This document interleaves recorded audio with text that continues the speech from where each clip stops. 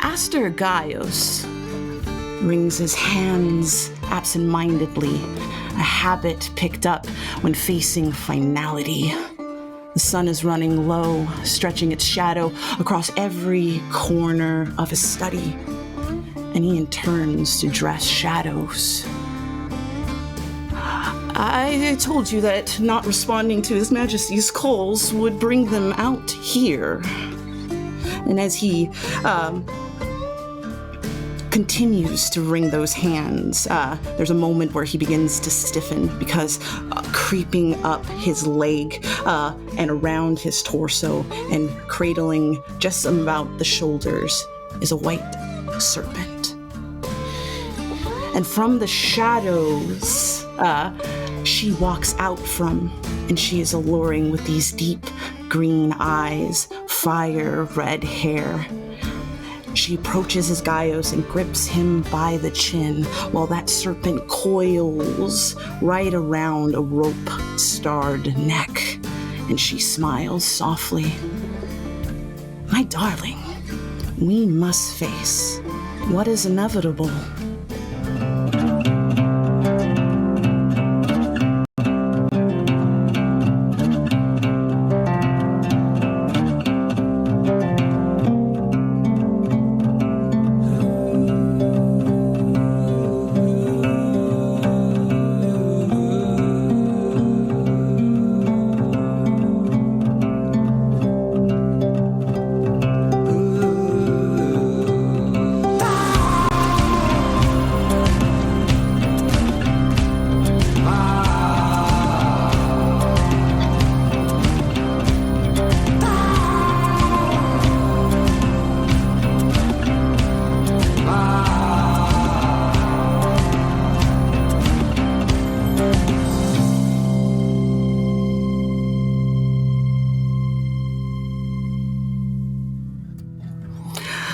Before we continue on, let's introduce our cast today. My name is Eli. I'm your oracle. Hi, I'm Amanda, and I'm Sir Rose the Scarred. Hi, I'm Caleb James Miller, and I'm Cecil Odera. What's up, everybody? I'm Sergio, and I'm playing Ashwyn. Hello, I'm Zach, and I play Cloudburst. No good tale starts without a little bit of a recap, and how fitting for one who tends a fire Overwatch to tell a little bit about what has happened so far. So, Rose, please. You're muted.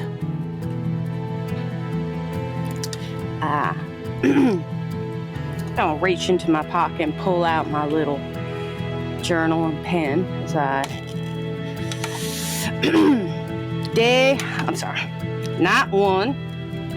one of Return to Sonder cadre is done. I've decided to take the first watch, and I must admit, a part of me is kind of kicking myself for assembling this group of personalities. Now, I don't regret my decision, but I am questioning it. Ashwyn, Cloudburst, and Cecil. Already I'm starting to notice some interesting group dynamics. Cecil and Cloudburst seem the most comfortable together. Ashwyn hates Cecil. Cecil tolerates it. Ashwyn and Cloudburst just kind of orbit around each other, a little bit like our two moons, if you will. Ashwyn came around me a little earlier, and I won't lie, kind of took me a little bit not to punch him. Now, I wasn't joking when I wasn't messing when I do forgive him. But a part of me would just feel a little bit better if I could just for, that's just my ego talking. So now let me scratching that out. Earlier, the cadre actually brought up a question about the mission. Why is the Queen sending us out here to do basically a messenger's job? And they're not wrong for bringing up those questions. They're valid. It doesn't change the fact that I took an oath. Tenant number 2, obey the commands of the crown. It's given a mission by our queen, and I will see it through. I don't care if they like it or not. Besides, it's not like they're getting something out of this. Ashwyn gets his cadre. Cloudburst receives their goods, and Cecil gets the front row to either our salvation or our destruction. And okay with that. At least the demands are reasonable. Cloudburst makes me a little queasy, but you know what? The more I think about it, the more I'm getting nervous, so. Sir Rose. And I close up my book, put the pen away, and I'm gonna pick up a stick and keep watch as I stoke the fire.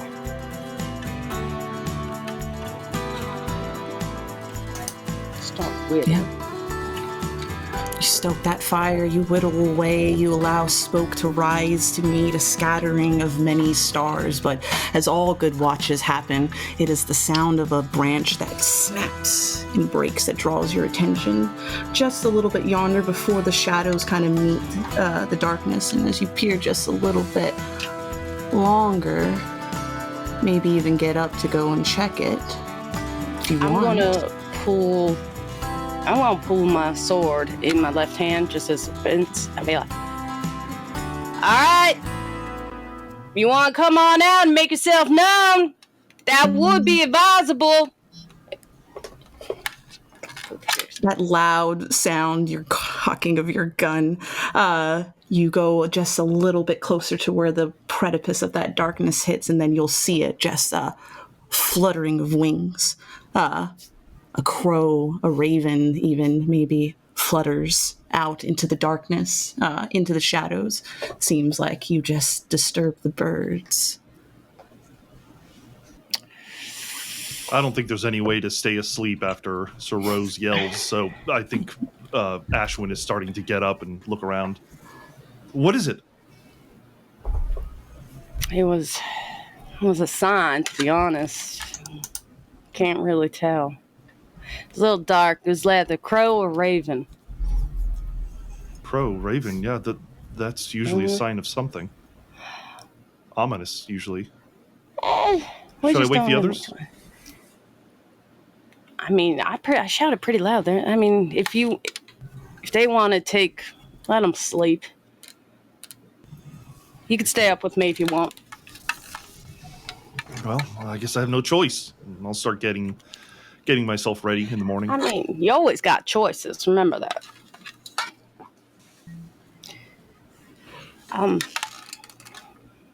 As I am stoking the fire, I'm gonna actually. You go back to the fire? Yeah, I'm gonna go back to the fire. Ashwyn, can I ask you a question about something earlier? I suppose I am in your cadre. You can ask me anything you want. You were explaining a little bit of magic and words and all of that. Can you explain a little bit more about, and I'm going to point up to the two moons, because all magic's tied to the to Cons and Ezra, correct? Correct, yeah. That's one of the fundamental understandings of the way magic works in our world. Do you ever think there's a word that can stop all of this? A name, you mean?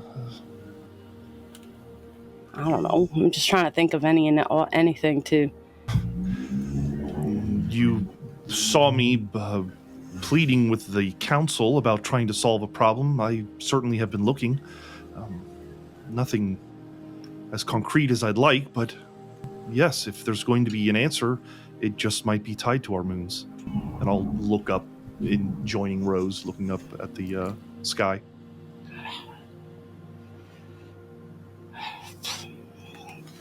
What are you thinking?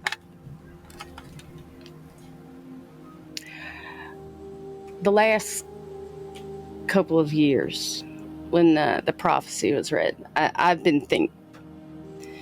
also been noticing lack of movement, if you will. And I'm fearing I can only do so good with my steel. I've been thinking like maybe there's gotta be, I just feel like there's gotta be something more us knights can do. And frankly, I think a non-aggressive approach, maybe some magical's an avenue we need to think of. But it ain't my call. But I feel like we're at least a kindred spirit on that. Yes, it does make me feel good to know that someone else is as concerned as I am. It seems like everyone in this cadre is, in some way or another, knowing that something has to be done. And it takes the small voices of everyone to eventually shout out the bureaucracy of myth. I don't know if you know much about birds, besides the omens, but they actually have, like, there's even more lore and about some of the magic that they can they get magic from an origin source. I'm just thinking, if we can't stop certain things, you might want to go to them for help back at the tower, the Falcon Tower. However, it just it would, like, other mystics don't really kind of sometimes think about that kind of stuff. So if you're interested, like, that might be. Basically, I'm asking you if there's some kind of way that if I need to get help, will you help me with that? Like, maybe that's an avenue. You don't even have to ask, Sir Rose. If it's something that you need help with that involves possibly saving our world, you know that I'll be there. I may be young, but I think I'm one of the few people left with any sense here. I'm gonna just nod along. And I'm gonna just indicate to the birds that left. I'm like, so what do you think? A good omen or a bad omen? Let's take it as a good omen until we get notified otherwise. And I'll, get my poncho that's been used as a pillow, kind of unwrap it and put it on myself. I'm gonna kind of just nod and just keep stoking the fire, but I'm actually keeping more alert for the skies and purposely kind of hearing, and I'm going to get back to whittling. And if you'll notice, it's kind of like one of those, it looks like a whistle in a way, and I'm just going to be carving on that for the rest of the night until someone taps me out for my sleep. Well, I suppose you've already woken me up, so I'll take next watch. Thank you. Not gonna go to my small little bedroll and just flop down and put a little mesh sheet on me so no bugs bite, and I'm just gonna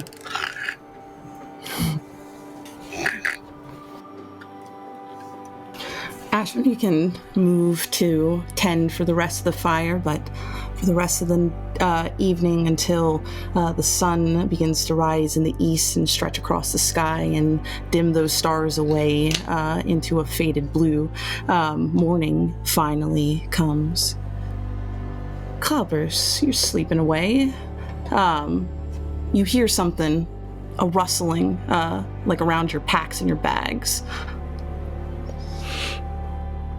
I start, like, trying to creep up without moving anything. Does it sound like something's moving? Yeah, it sounds like something's moving, like running, like, yeah. You hear little pats against the grass that's underneath the tent here, but something's shuffling around your bags. Don't do spiders. I'm just, like, patting the ground aggressively, just little, like, jabs. You pat the ground here, and then something squawks at you and steps back. It's a raven. In the tent? In the tent. I think I freak out and just try to grab it. Okay. Yeah, you have dexterous hands here. Let's see. Yeah. Let's say you'll snatch it. Pluck a bird from the sky. This woke me up out of my sleep, so Cloudburst immediately exits the tent with that, like, tired squint, holding a raven. It's like, somebody drop this. I mean, here. Just holds it out to, I think Ashwyn is the only one that's outside. Yeah, outside right now. Is that a raven? It's a raven. Here.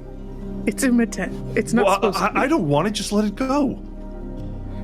Throws the bird. You flow the bird into the sky. It immediately spreads its wings, flutters, and flies away. Yeah, Cloudburst, this isn't the ravens. first raven that has visited us tonight. So Rose There's saw been something. more? Yeah. That's not a great sign. No, it's not. Maybe we should break up camp and leave. I think that might be a good idea. Crows usually follow food. So, we're not food yet. They must know something we don't. I'll wake up the others and I'll get up and walk over to Sir Rose and kick their boot. What? So Rose, another raven made an appearance this evening. Did y'all talk to it? I threw it. I think we gotta go. I mean, we can chance stay in here, but we'll find out whatever they're following too. Man. Ashwyn kind of kicks the dirt. It's like, you're right. I should have spoken to it. Damn it. I forgot you could talk to birds. Well, I could speak the word of truth and perhaps have gotten a better idea of. I'm still new at this. I mean, it's all right. It just not all birds talk. I thought you knew. Some do. I know all birds don't talk. Yes, Okay. I understand that. I didn't know that. I'll go get Cecil. And I'll walk over I'll to the try to- tent. Start. I like to imagine that Cecil is just buried in a pile of like very expensive pillows and blankets, and he's got this very elaborate sleep mask over his eyes that are two embroidered evil eyes that go over his own, and he is just conked the fuck out. He sleeps like the dead. I'll take a pillow and bap his head with it. Oh, Jesus. Oh, good morning to you too. Mr. Odera, there's an issue. 2 ravens have been spotted throughout the evening. I think it's a message. 2 birds visited us?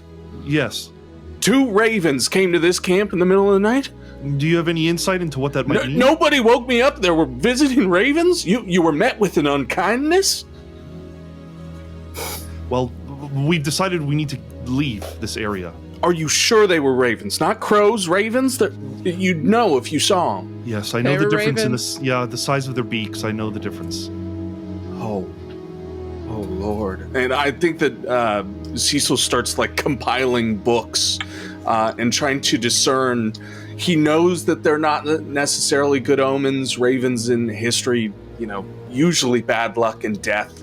But he's trying to consult like times and charts to see if the particular time it arrived might have meant something. And he's sort of haphazardly breaking down camp, but also trying to discern any sort of meaning to it. Do you know the exact time it came about the camp? What was its temperament? Did it caw? Did it make noise? No noise to speak of, but perhaps Cloudburst knows more, and Sir Rose saw the first one. He stumbles out with these books into main camp and looks to Cloudburst. There was one in my shit in the tent. I just grabbed it and threw it outside. So we were met with omen, and we grabbed it immediately and then tossed it? It was in my tent. See, I think if the omen wanted to be heard, it would have been heard in the common area.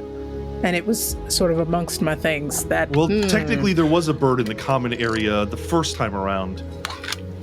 Oh. Okay. Okay, good. Okay, so we ignored the message twice. It was going through your things? It was in my things. I woke up to it just around, but it held it. It was still enough for me to grab. So... Did it leave you anything? Check your belongings. Is there a piece of sea glass or a button? I go maybe check. a gift. Go check. I go rifting through my things. Yeah. You will take apart all of your items. You will see something that has been added to your collection. It is a piece of skin shed. Like a snake? Like a snake. Well, that's for you. And Cloudburst just holds it out. He takes it like it's communion at church. And immediately wraps into his journal. He tries to get a charcoal pressing of the actual snakeskin. He writes furiously the first note, and then goes again to those old books of history, trying to discern what sort of omen brings a raven in snakeskin. You know, just trying to discern any sort of meaning behind this, while being entirely unhelpful in trying to get this camp moving. A pair of ravens could mean a variety of things, often symbols of duality, but also in many cases making one aware to perhaps open their mind to see things that may not be at the surface. Two ravens, the binary, two sides of the same coin. We need to be open to both circumstances, both sides of a conflict, but also the perspective between 2 points in history. It could mean bad luck if we're not open to new experiences. There's more than meets the eye. Exactly. Good, Ashwyn. There's more than meets the eye. And he goes and he writes that down immediately. Well, I suppose that's not as ominous as someone is coming to kill us in the night. Perhaps breaking up camp is not necessary. I mean, look, it takes 2 days and 1 night to get to Sonder, so how much more night do we got left? We might as well just get an early rise. Seems everyone's up. Yeah, you're right. Sure. Yeah. And while we pack up, or at least maybe get a little breakfast, like some bread, toast that up, I will go ahead and tell Cecil a little bit more about the first raven. Because, like, I'll be honest, it was a little too far out. Did call. So that's why I kind of thought a little bit raven just from the deepness, but it was crow or raven for a little bit. And I'll give more details as I put some maybe ham and make some bacon or a little breakfast food for everybody.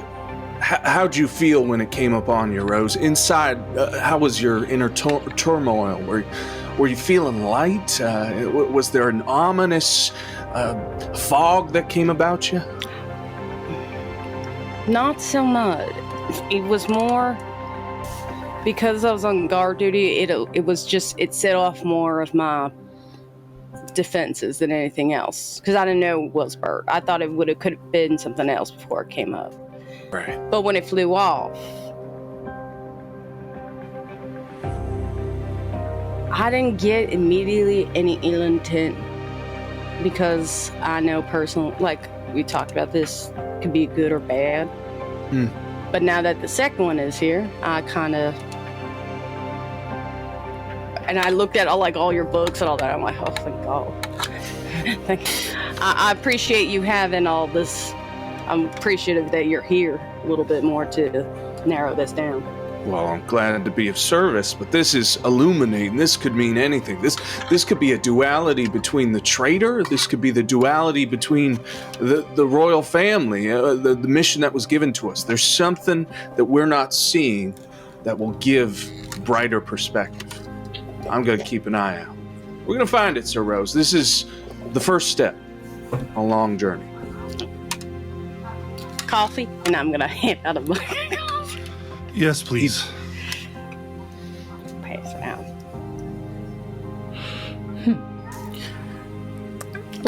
You said we have 2 more days to get to Sonder? 1 day. It's 1 day. It's 2 days and 1 night. We just did day 1 and night 1, so 1 more day. Oh. Okay. We'll be there before night then? Yeah. All right. Might be best. All right. There's nothing more to be said at camp. You guys can definitely break down and saddle up and get back on the ride. The earlier you leave, the less you have to deal with the heat, hopefully. And maybe you guys can get to Sonder before nightfall. But you guys continue to travel that barren waste, just the kicking up of sand and the steady pace of your hooves. Unless anyone has anything to say, it can be a simple and quiet ride as you just deal with the bearing down of the sun and the dust and wind that blows ceaselessly. Well, as Ashwyn gets ready for the day and the new day sun hits him, he notices that his very fair, pale skin has turned quite red from a day of riding in the sun. And so he actually takes his poncho and flips it up and covers himself a little bit to protect his face a little bit from the sun. You know, Ash, when I keep a beeswax coat that works fantastically for my skin when I'm exposed to the elements like this, if you'd like, I could offer some salve. There's a moment where he hesitates to say yes, but then, yes, please, thank you, and immediately starts like kind of smothering his face with it. Like zinc face. Yeah, the smell is awful, and you've definitely got those like white streaks across the face.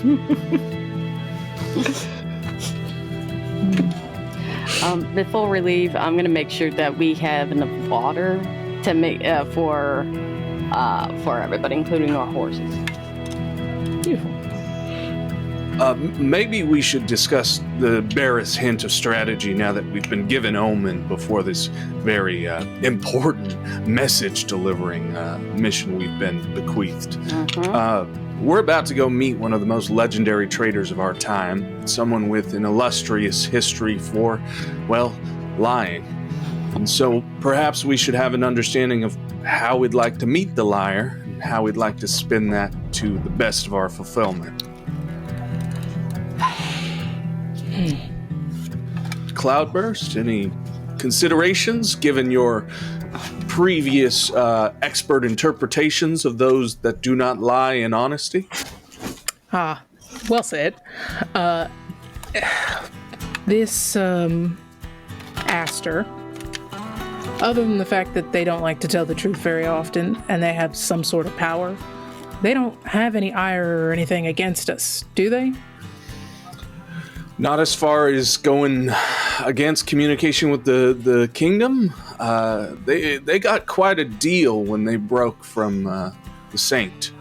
I can't see how being given a kingdom doesn't convince you to our side.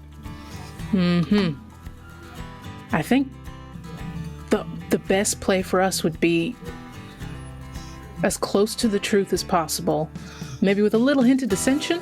You know, like, it's easy to be, at least for me, dissatisfied with the crown. Maybe we just lean on that.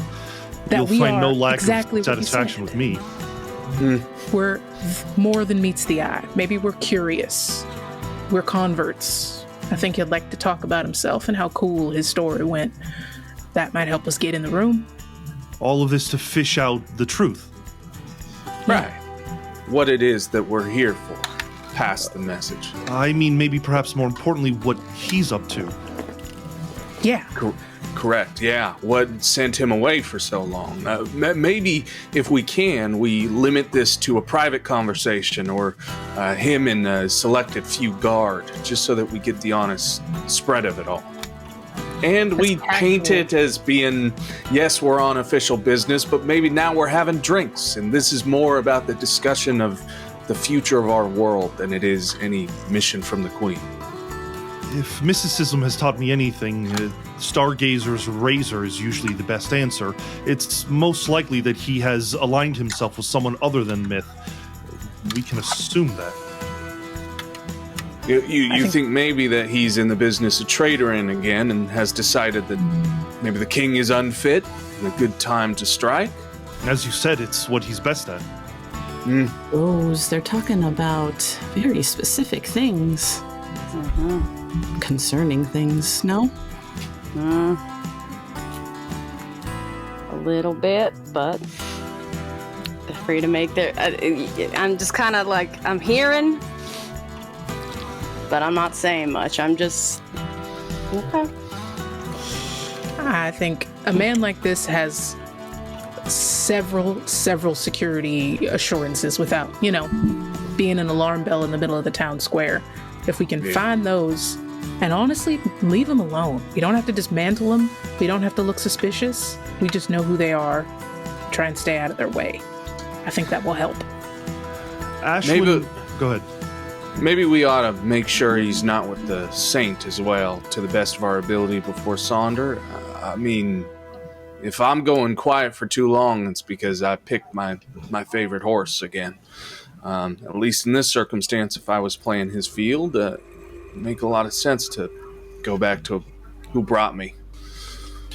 Ashwyn thinks back to what he remembers is around Sonder. Wizards' towers, places of magic repute, other factions that might provide knowledge about what's currently going on in Sonder. If you're looking for information on the winds and on the dust, while there will be no wizard towers or places like that around that, the best information you might get is from the roamers who also tread the barren waste. They're the ones who watch from high places or traverse quietly through towns and pick up a whisper or two and see things that others might not be biased to. I don't recall much about Sonder, but we all know that there are roamers and bandits. Perhaps taking the time to befriend them could prove some insight that we won't get at Sonder. I think that's a good play. I think I can help with that. Specifically, I don't know if they're around, but maybe I can. I'm going to use an ability called the Great Game. I have one advantage point, which means I can create a new rival or contact for me or another cadre member. Or have them complete a small task. Well, leave it to Cloudburst to know someone in every corner of the world. Contact in the south. Let's see. It's been a while. They might be totally different now, but a familiar face could help us get a little closer, a little faster. I just wonder how you go this long without getting someone to hate you. I don't have friends that last that long because I talk too much. That's the problem.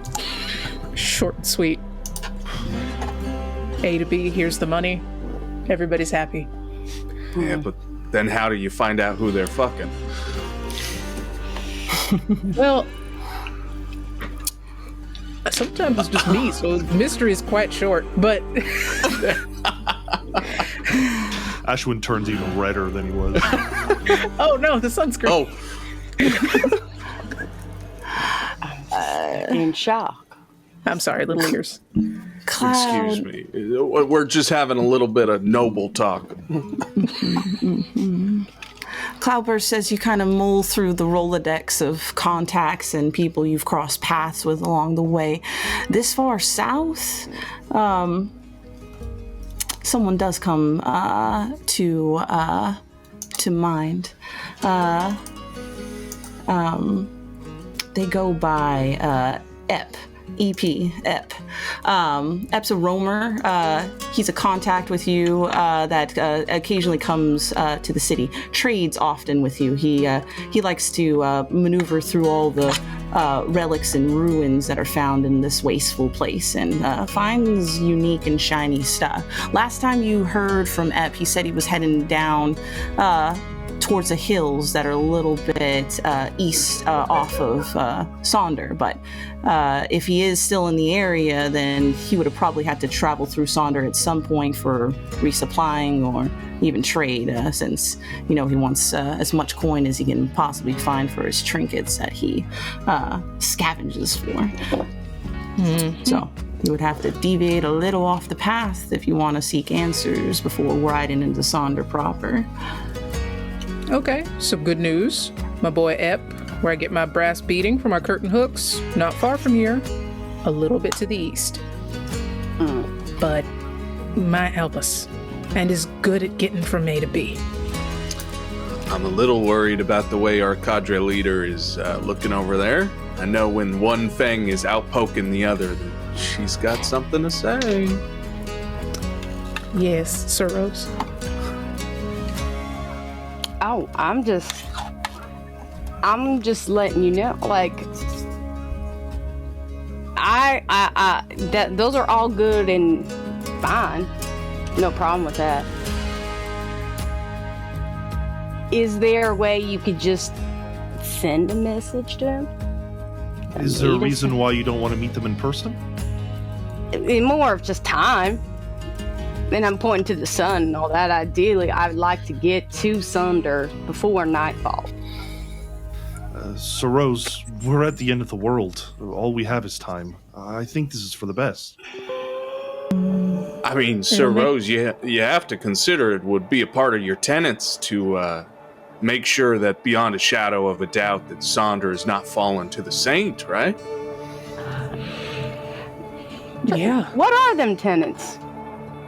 Oh, always do good unto others and follow the crown to and fro. And Right. if it is a royal ass, you best kiss it. Come on now, Sir Rose. I honor your tenets, but this is exactly within your line of thinking. It's just a little outside of the linear direction that you become so accustomed to. This is good. Right. Tenet 1. Okay, she's getting to it. All right. Here we go. Okay. Listen. You said it. Since you know them tenets. No, hit me. Tenet 1. Defend the crown to your last. Already got that wrong. Defend Tenet 2. Obey the command of the crown. Tenet 3. You're only as good as your word. 4. Serve justice and death to all those who raise a hand against the crown and its subjects. Act with grace in the host of the house of your host. Treat all you meet with respect, and even your foes, and your first love should always be towards the crown and no other. Now,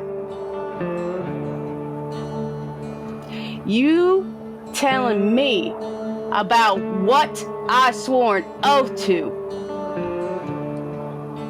is a little bit pushing on a disrespect to me. Do you understand? Unless I'm taking this seriously, and I appreciate it, and that's what I'm saying. But do not get that twisted. So, Rose, I would never do anything untoward towards your tenets. I've believed in everything that you represent within our community, and I could never do what you do. Could you read 4 again for me? Serve justice and death to all those who raise a hand to the crown. Now, the cannibal saint and all those who serve him fall under that umbrella? You would be correct on that. So, maybe we're all thinking the same here. Can you prove without a shadow of a doubt that is happening? Because if we go and meet Ep, maybe. We may. Can you prove it's not? So, Rose, I know extensively about anger, and and I'm letting you know yours is getting in the way now. You've brought 3 other experienced individuals here. Please, allow us to follow this lead. And if it leads to nothing, the worst we've wasted is time. So Rose, by the laws of the Mystic Tenet, you as an errant hold weight in the choices we make. You have a choice here. Your cadre seeks answers prior to riding into Sonder. You are pressed for time. So Rose, if I may, if you decide right now that we are not going to meet at, I will agree and I will defend you to the last. You are in charge of this cadre. I have always respected your decisions and your intuition, and I will not stop you here. Cloudburst. Yes. Yes. How reliable is Zip? The absolute best. I mean, the absolute best. There was no way to get the brass beads that I was looking for. It's very hard. They're very heavy. You have to pour them in a lost... The process is complicated, and it's very hard to get a hold of people that can do that. He did. No blood on the hands or anything. I think that she was speaking more to the character of his contact in the terms of political insinuation. Right. So I'm not going to say I don't care, but what I can say, you know what? There's more to them than meets the eye. And if you keep an open mind, I think they'll surprise you. They could. You love surprises, Sir Rose. Can't spell surprise without sir. Oh, God, shut up. You were ahead like 2 minutes ago. Now It's that fine. is It's fine. with all we tape. need. Oh, cannot spell surprise without sir. I'm writing that one Period. down. Direct Thank quote. you. Thank you. But no, genuinely try it. I'm giving you this one. I'm just Just saying, one. you brought me on for the people I know. You're right. You are right. And therefore, I am going to... That's the reason why. You know my objective. As long as it is in round 6, I just ask that we don't waste time. We won't waste time. I promise you, you're gonna feel better having done this.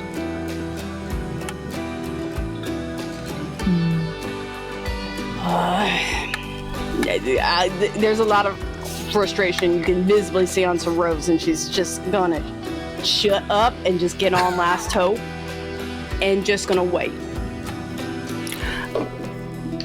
All right, we're heading east. Cloudburst, this is your contact. I think a challenge is in order. We have to find a man out here in the desert waste here. So with that, let's build that dice pool. Do you got any reputations that might assist you in finding Ep? See, my problem was I used my reputations too early last time. So I'm not sure if I do.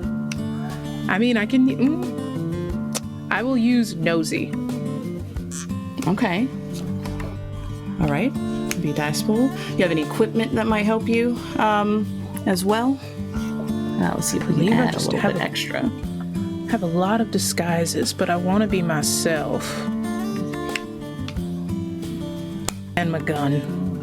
And a lockpick. Honestly, no, I think that's good. Okay, so just nosy. Roll me 2d6 then. All right. Okay. 4 and a 6. 6. Then 6 is a success. No consequences. So you head to the hills. heading east, and it's it's a shorter ride, just half the distance that you need to take to get to Sonder, so it necessarily won't take you too far off pace in your arrival. You'll rise through red and rocky hills and traverse for a little while until maybe it's just luck, or you just know what you're looking for. But you'll see a small encampment, this old weathered Naiat, this steed that is like hollowed and like you can see the ribs on them, and this like dusty matted kind of hair, and you can smell something cooking and bubbling on a fire. As you kind of continue around, you'll see the face of this old scraggly guy. Got a hat that is just weathered and worn, got holes in it that have been like patched up with just whatever cloth could be found. He's almost like crouched over the fire, just stirring this like pot just directly on the flame, and you could hear him like snot up and like spit something off to the side as he's just continuing to like a gremlin, just stirring away at like a pot of beans. No wiser to you on the approach. Do I get the impression that this is Ep? Yeah. Okay, great. Well, For then, sure. I'm gonna turn to the cadre and say, let me come up alone real quick just to make sure everything's fine, and then come on in. If there's a problem, give a signal. I will. You'll hear it. Trust me. You might feel it from the sky first. And then they turn around and go. Before you leave, I'm going to, because I have a couple of, like, you're going to see me pull out a couple of, like, wooden necklaces almost. And one of them is like a whistle. Blow this if you need help. Give me a safety whistle? Something like that. It's very loud and goes very far. You know what? I'll take it. Thank you. Thank you, Sir Rose. And they turn back towards Ep. Ep, bitch, what's up? You hear him just like jump up, holding the bean. He looked like he was about to turn around to throw his whole pot at you. But then when he like sees your face, he like narrows and leans in. Cloudburst? Is that you? Yes, it is. Yes, it is. Lovely to see you again. How are things? Cooking, obviously. Cooking? Yeah. You hungry? Made some beans? What are you doing out here? Well, You left funny you should ask that. We're actually out on in our the way city? to deliver a message from the city. We're looking for somebody. I'm sure you've heard of them, but we want to catch a beat first. Aster.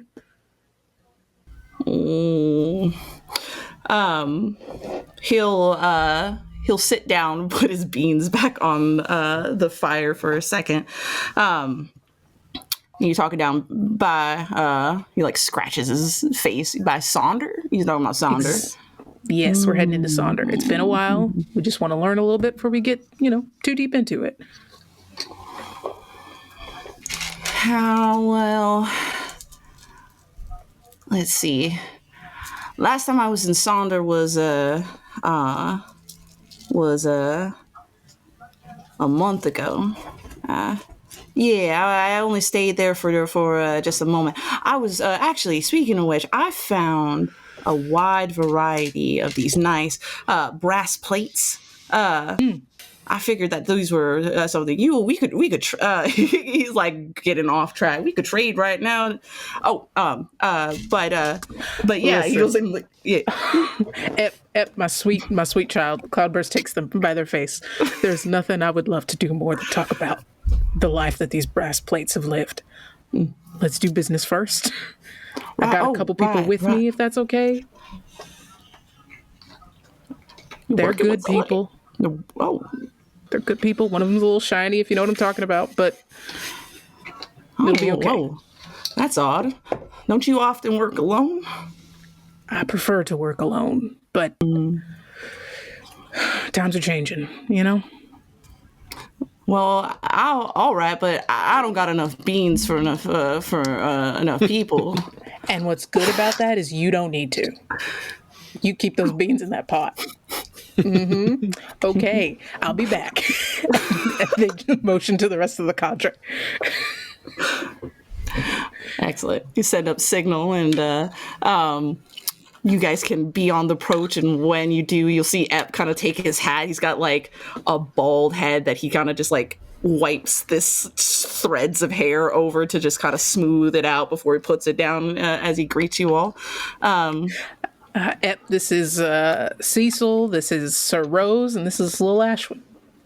What a fragrant camp you have, Ep. Thank you so much for having us. So it's got a rustic, but you hungry? I got some beans. I can give you like a spoonful.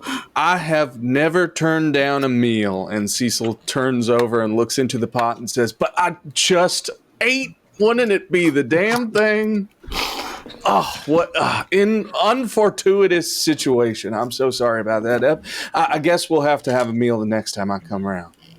Oh, shit. Well, I seem to enjoy these hills for at least the time. So if you ever find your way back on here on the way back, happy to give you a try. I will keep you to your word. Ashwyn is polite, but he's incredibly just kind of taken aback that this person can live out here in the wastelands, and is more studying him than anything else, kind of just sitting there watching him. So you city slickers want to know about Sonder. I see. Yes, indeed. All right. Well, as I mentioned, points over to, like waves over to you, Cloudburst. Last time I was in Sonder was a month ago. I mean, Sonder's like every piss poor town you walk down here in the barren wastes. A lot of disheveled, sandy homes, people with their gruff exteriors. Not enough liquor to go around when you just need an ale and a stop by. But Sonder is always a little bit on the up and up, always well taken care of, always got their stock. So I tend to wander down by Sonder when I can. Though the last time I was in there was a what were they called? There's a band of roamers kind of moseying around, call themselves the Jackals. They've been lurking about a little bit more. And then there's that woman. Never seen her a day in my life. She's got this red hair and this, this stare. She just recently came into, I think, well-off employment because she's at the main house is when I saw her when I was heading out of town. She's staying with the big man? Apparently. At least that's where I saw her. Red-haired woman. Was she associated with the Jackals? As far as I could tell, no. It seemed like almost like a city official or something like that. Held her head real high, wears really nice clothes, could possibly be connected to the Romans. You said she was like well dressed, sort of looked a little affluent. Yeah, definitely definitely them nobles. Not in a red dress. She wasn't wearing red. Or was she wearing red? I can't remember. I know she got red hair though. Like this, and okay. I'll lift up my hood to show my red hair. Yeah, but a little deeper, and then these just sharp green eyes. Mm-hmm. How old was she? Oh, young thing. She keep a thing by her side, and a man, a woman, a person. She was by herself. One of them independent types. Cecil? Yeah? Ringing a bell at anyone in court? I don't know. Let me rack my mind a moment. You mull over the many faces of court. You have, you know them all. You've shooken all of their hands. This does not recognize as somebody you know. It's no one from the city. At least not that I'm aware of. But, I mean, it could be within the spy units, maybe. Cloudburst, anybody? Not that I know for sure. This might be something, might be nothing. I don't know. If it is the one person that I'm thinking, then this might not be a simple message. But I don't know. Did you catch wind at all of how long she'd been in town? I only kind of mosey in a month or two, so she wasn't there the last time I was in Sonder, and then she was, so. You didn't happen to catch a name, did you? No, I don't. I don't ask names around. That's the rules. You just get the things you need, and you press on. Better that way. So the most notorious traitor of our time has a live-in guest in his own private city hall. You know, The two sides of the might be, coin that we were warned about. Well, not that. actually. Rosemary is about to speak out and then sees Ep again and then decides to be quiet. Be like, Well, I think that that's plenty of information, Ep. Thank you so much. Oh, much obliged. Of course. I think Is there anything that we can do for you? For me, well, I got these beautiful brass plates and several trinkets. If you're looking to buy something out from the relics out in the waste, I got a couple of things. Yes, I would. Yes, I would. You know what? We don't have time to really just sip and enjoy, do we? Okay, I'll take half of what you got right now and come back and finish the rest. And you know what? I'll take the other half. So you take all of it. Yeah. We can split amongst us, Cloudburst. We can, tonight, we can divvy up. Well, all right. I hate to ask, do you happen to have some extra iron powder at all? Iron powder. Let me see. Ep is gonna dig through this like cart that's next to his Nyat, and he goes, "Oh, you know what? I do have a bag of little iron powder." And he kind of like shakes a little baggie. What's your coin like? I'm going to go ahead and take out, actually, I'm just going to go ahead and take out a couple of small, like a couple silver and copper coins, like maybe like 5 of them, like a little small handful. And be like, is this acceptable enough? I suppose. It's a small bag. Get like a little baggie of iron powder. After the transaction, I will shake his hand. Thank you very much. Pleasure. And then he'll pass over those, like, there's like 6 brass plates. Like, They're so loud. This will be great. Thank you. yeah. They have a tarnish. Yeah, they have a sandblasted tarnish to them, but you can definitely, given that they're nice flat sheets, you could make anything out of them. I know exactly who to sell these to. Thank you so much. Now that we're done, and I would appreciate if this conversation didn't leave the tent at all. Just sort of a regular, you didn't see anything. Oh, I was just out here eating my beans. Excellent. Lovely to see you as always, Ep. I'll see y'all later. Come, don't be a stranger. Thank you. If we got time coming back through, maybe we'll stop by for some beans. Anything you need while we're in the city? Oh, I mean, if you willing to trade anything, if you could convince the barkeep over at the Black Cat for a bottle of his finest rye, I'll trade something for you for that. Ashwyn nods. Good luck. Bye, By the way, if you add a little bit of sugar to them beans, I guarantee it'll be a lot better. Sugar might be just what they need. Oh, yeah. Can't All hurt. right. So with a little bit of information from a contact out here in the eastern parts of the hillsides here, you guys heading into Sonder? Yeah. Before we get to Sonder, Cloudburst is gonna, once the cadre is alone and moving. So, is the red woman standing out to anyone else? The woman with the red hair?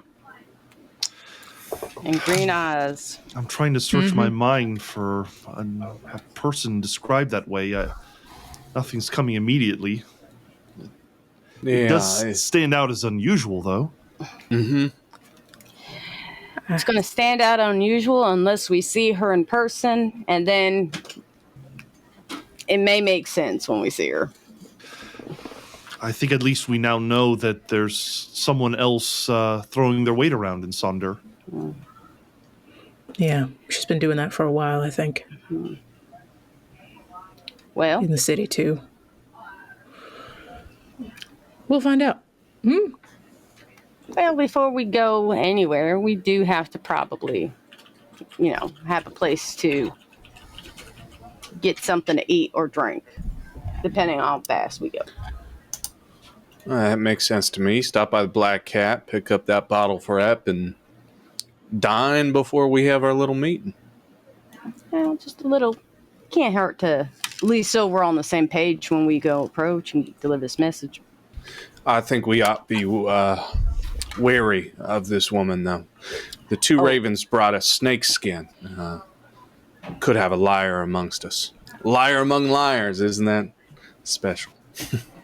Nope, true. But what else was said earlier? Things may not be as what they perceived. It's very true.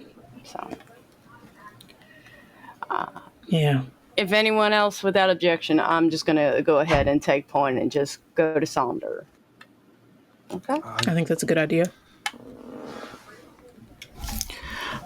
You'll continue on, putting yourself back onto track, and you will arrive to Sonder just before the sun sets, and you'll, as you guys kind of ride into this town here on this dirt road, you will watch your shadows just stretch long across the dirt here.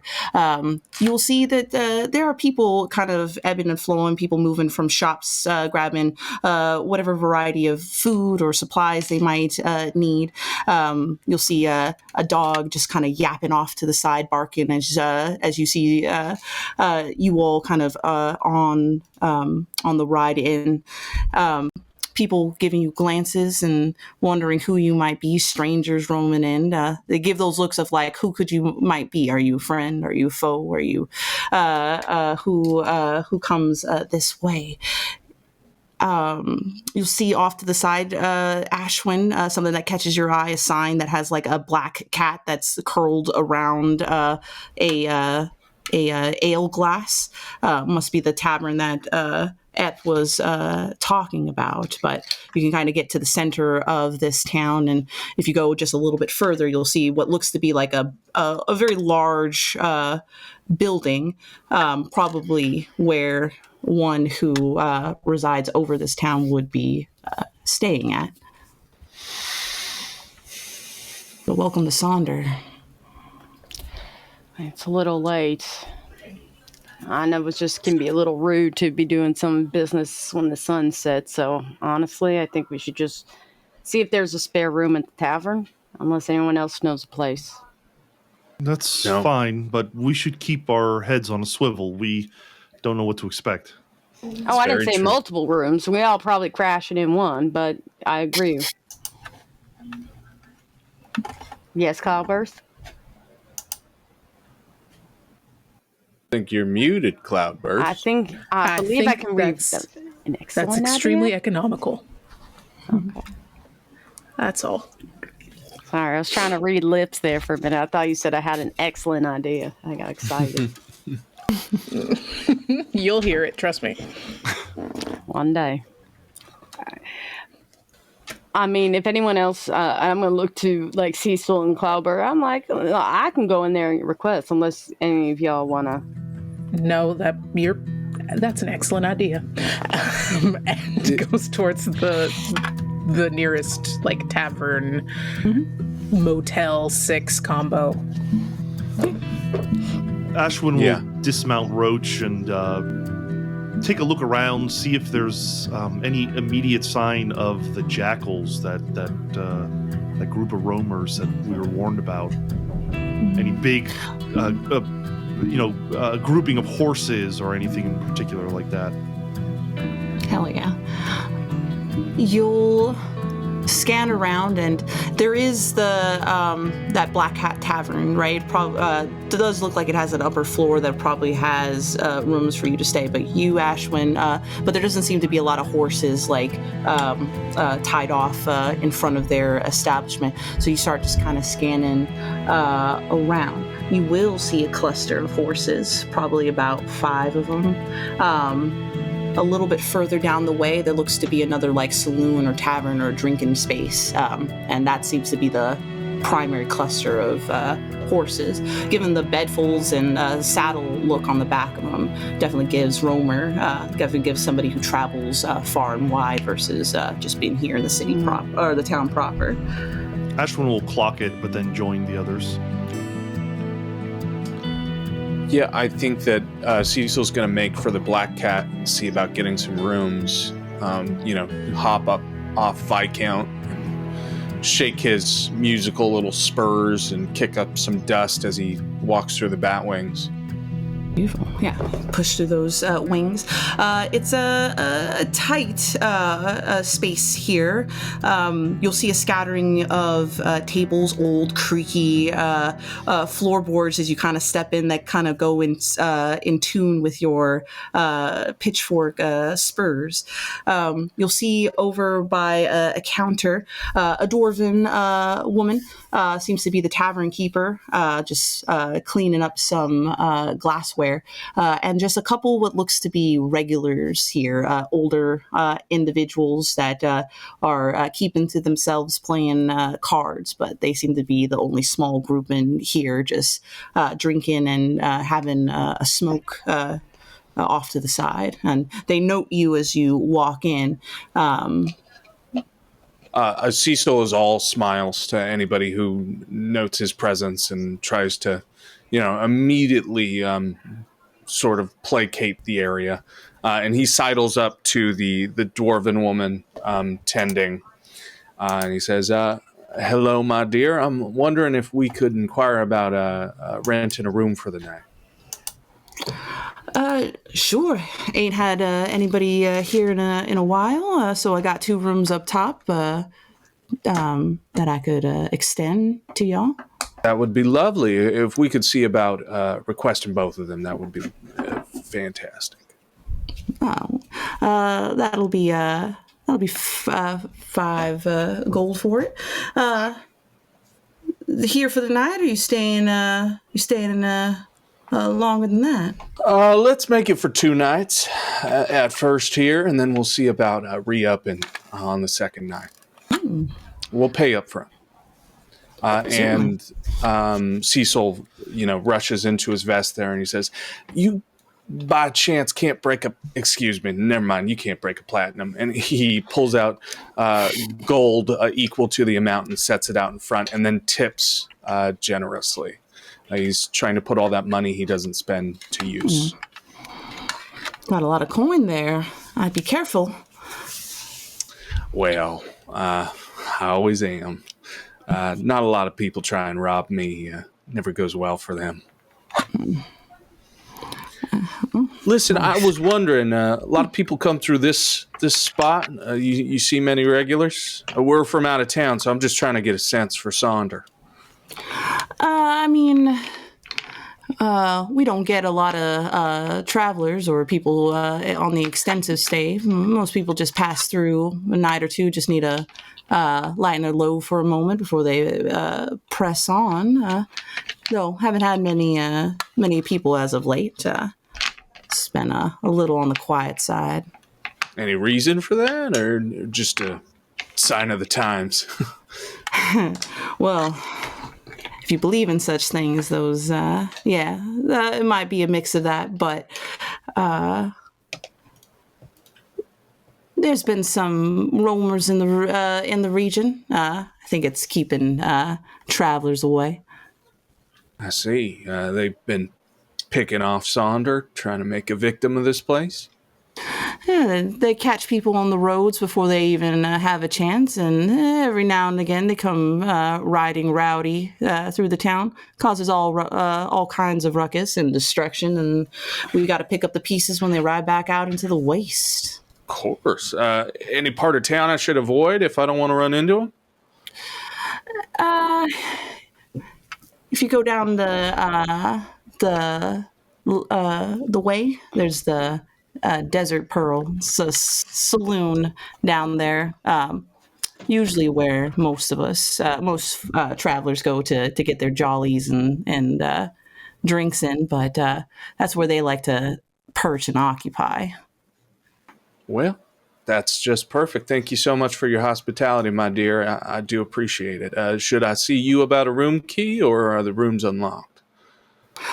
She'll go under like the fold of her apron, and she'll pull out those keys and hand them over.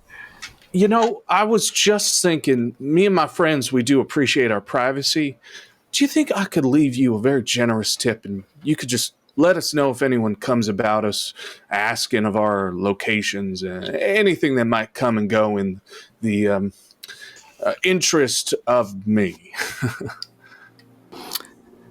I think you put that extra little tip down, and you'll watch her eyes look down at it. She gives that look of like, as much as I want to mind my business, I can't ignore coin because it's far and few between of getting it. So you'll eventually see her just kind of place a hand on it and just gently kind of slide it and fold it into her rag that she was using to, I can tell you about my day and what I see and what I hear. I don't think that'll be a problem. It will be a pleasure to hear about your day. I'm sure you got some stories for me. Thank you again. She'll give you a nod, and she'll kind of just turn back to kind of go back to doing what she's doing, take care of some stuff, and leaves you to it at the counter. I'm going to work back to the others. Okay, so we got some updates. We got 2 rooms up top. I figured I'd buy 2 just in case we need to ditch the first. We're in for 2 nights. I learned something. The Desert Pearl, that's the spot the roamers are spending their time with, just up the road. Mm-hmm. And we should be good out here. That confirms what I saw out on the street. Good eye, Ashwyn. Look at you, perceptive.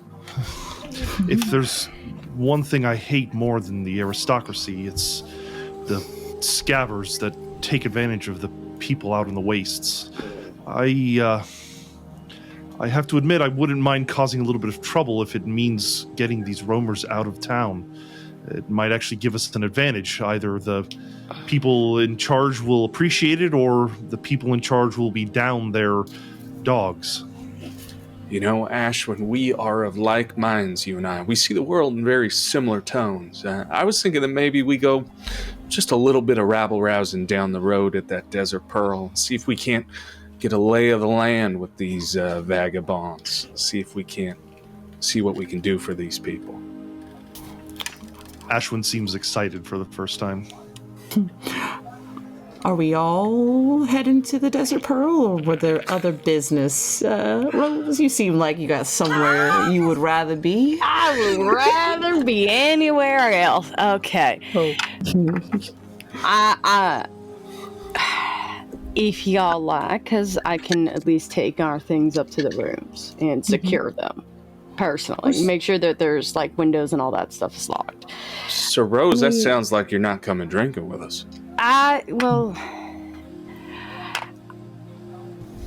personally, I'm a little too distracted and focused because I'm here. And I don't know if I don't know if alcohol would be a good thing for me right now. So. You know, I once saw you lift a mugger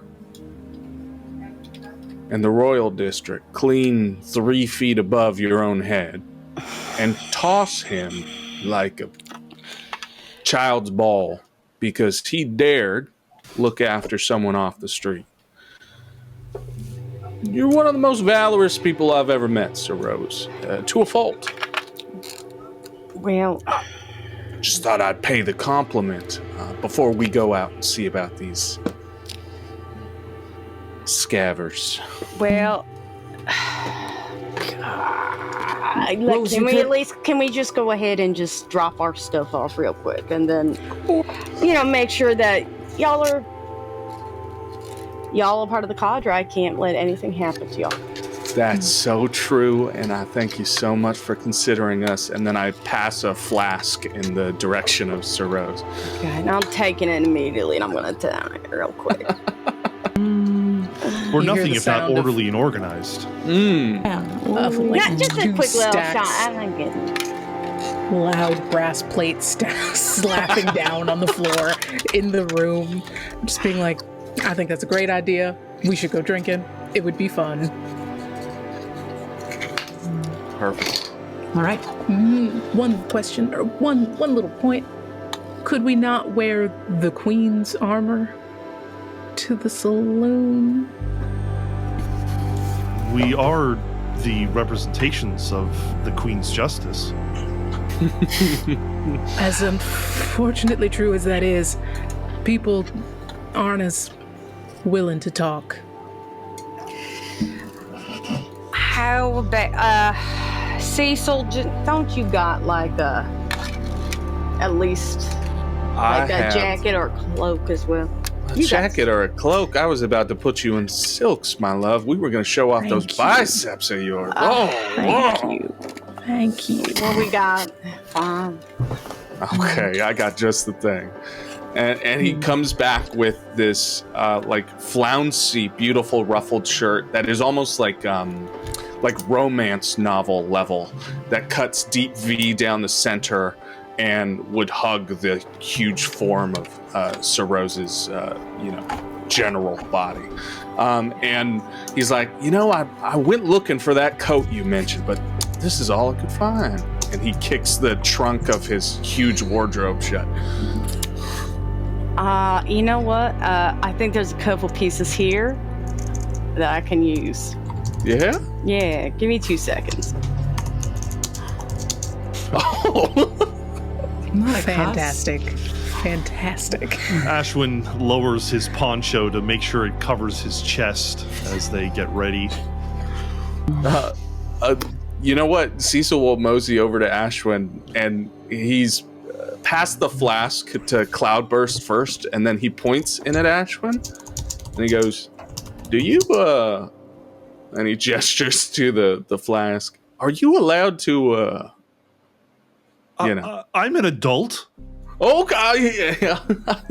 I did not mean any disrespect. We just want to make sure. I'd rather not, though. I need to keep my wits about me.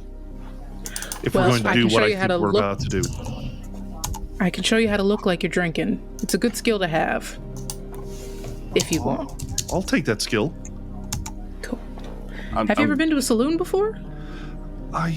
As I said, I am an adult. I have been to every place adults have been. I'm sorry. Some people don't like saloons. You've been to those mystic bars, right? And keep them up in the towers, and we're gonna get drunk over some books.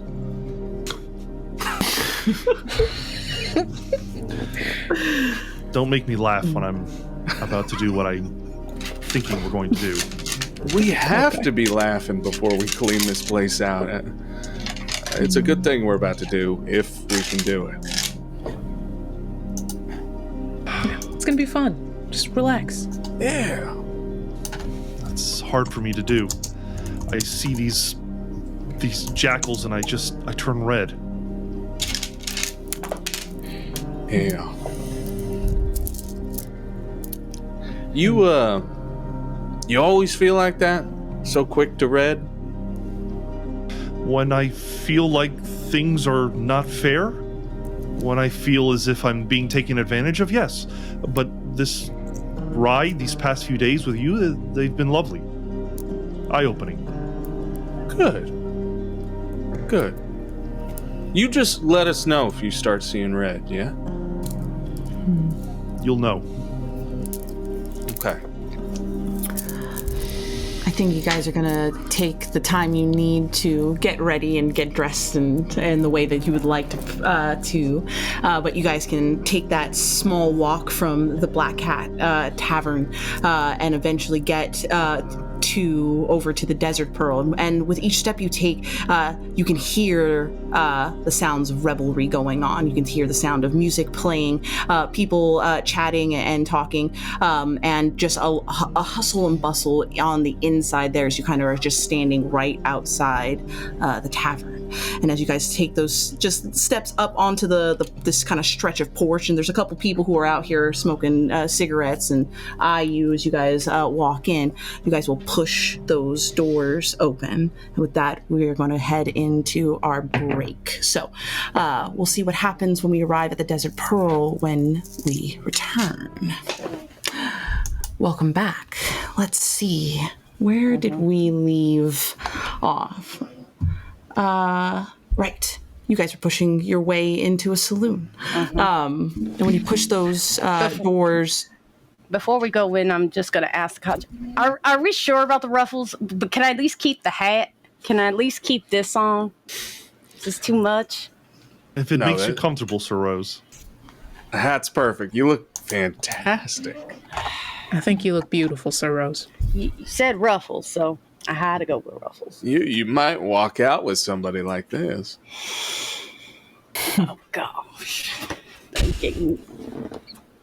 All in. Well, let's go.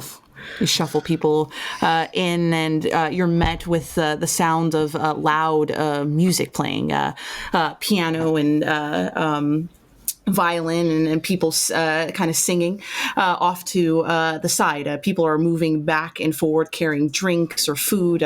You'll see kind of a centering of tables where a crowd is kind of lingering around what looks to be a heated looking card game. And then there's people just kind of tucked in all around. There's so many voices going on here. It's kind of hard to hear, but this seems to be the place where it is the most liveliest when the sun sets in Sonder. There's a counter off in the distance where you can pick up some drinks, but there are like barmaids and helps that are walking around picking up glasses and taking orders from people. But you see eyes looking at you as you enter in, taking in who walked in, clocking Rose in their ruffles.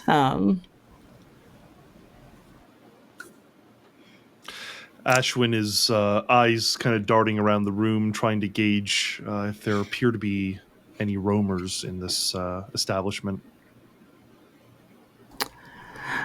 There's a handful of people that would fit the bill of a roamer, dust-bitten individuals, folks with ragged, sun-worn skin, thing alike.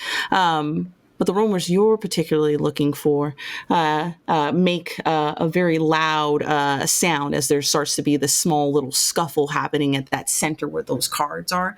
It seems that someone didn't like a hand that was played, and now he's like grabbed them by the collar and pulled them over, and now there's a bit of scuffling, and people are working to part them. But you see at least 5 of them all kind of dress kind of in similar leathers, and looks like they have on their around their necks or on their persons in some way what looks to be a tooth that resembles like jackal or canine bones. Ashwyn will nudge the closest person to them, probably Cloudburst, and just not able to really pay attention to anything else, and so their gaze is like fixed in the direction of these people. I'm gonna turn around with a drink and have one out for Ashwyn. He'll take it, but just kind of hold it in an awkward way. It's exactly what you want it to be. And then tries to toast, trying to communicate that it's non-alcoholic. And just enjoy it, but you're right. and they just take a seat at the bar and observe the jackals. He'll kind of loosen up a little bit and turn around and follow Cloudburst. I'm gonna try to listen to see what they're fighting about. Little elf ears go into combat mode. I love that. Rose and Cecil, are you guys joining the table? You guys wandering elsewhere before I get back to Cloudburst? I actually kind of want to do, since they're kind of listening in, I'm going to go ahead and extend my hand to Cecil, be like, quick dance. Of course, anytime, Okay. Sir Rose. And then kind of do a little dance, but also purposely see if we can, as we dance near the table, like not too close where it's obvious, but at least to kind of pick up any other things in the room. Because you said music was playing. Absolutely, music is playing, and you can definitely grab Cecil by the hands and move over to where others are dancing and get a little lay of the land around here. You lead them. Of course, I wouldn't have it any other way. Let me put on my dancing shoes first, though. And he orders 3 shots and knocks them back. All right, they're on. And you guys run off, but you, Cloudburst and Ashwyn sitting at the table.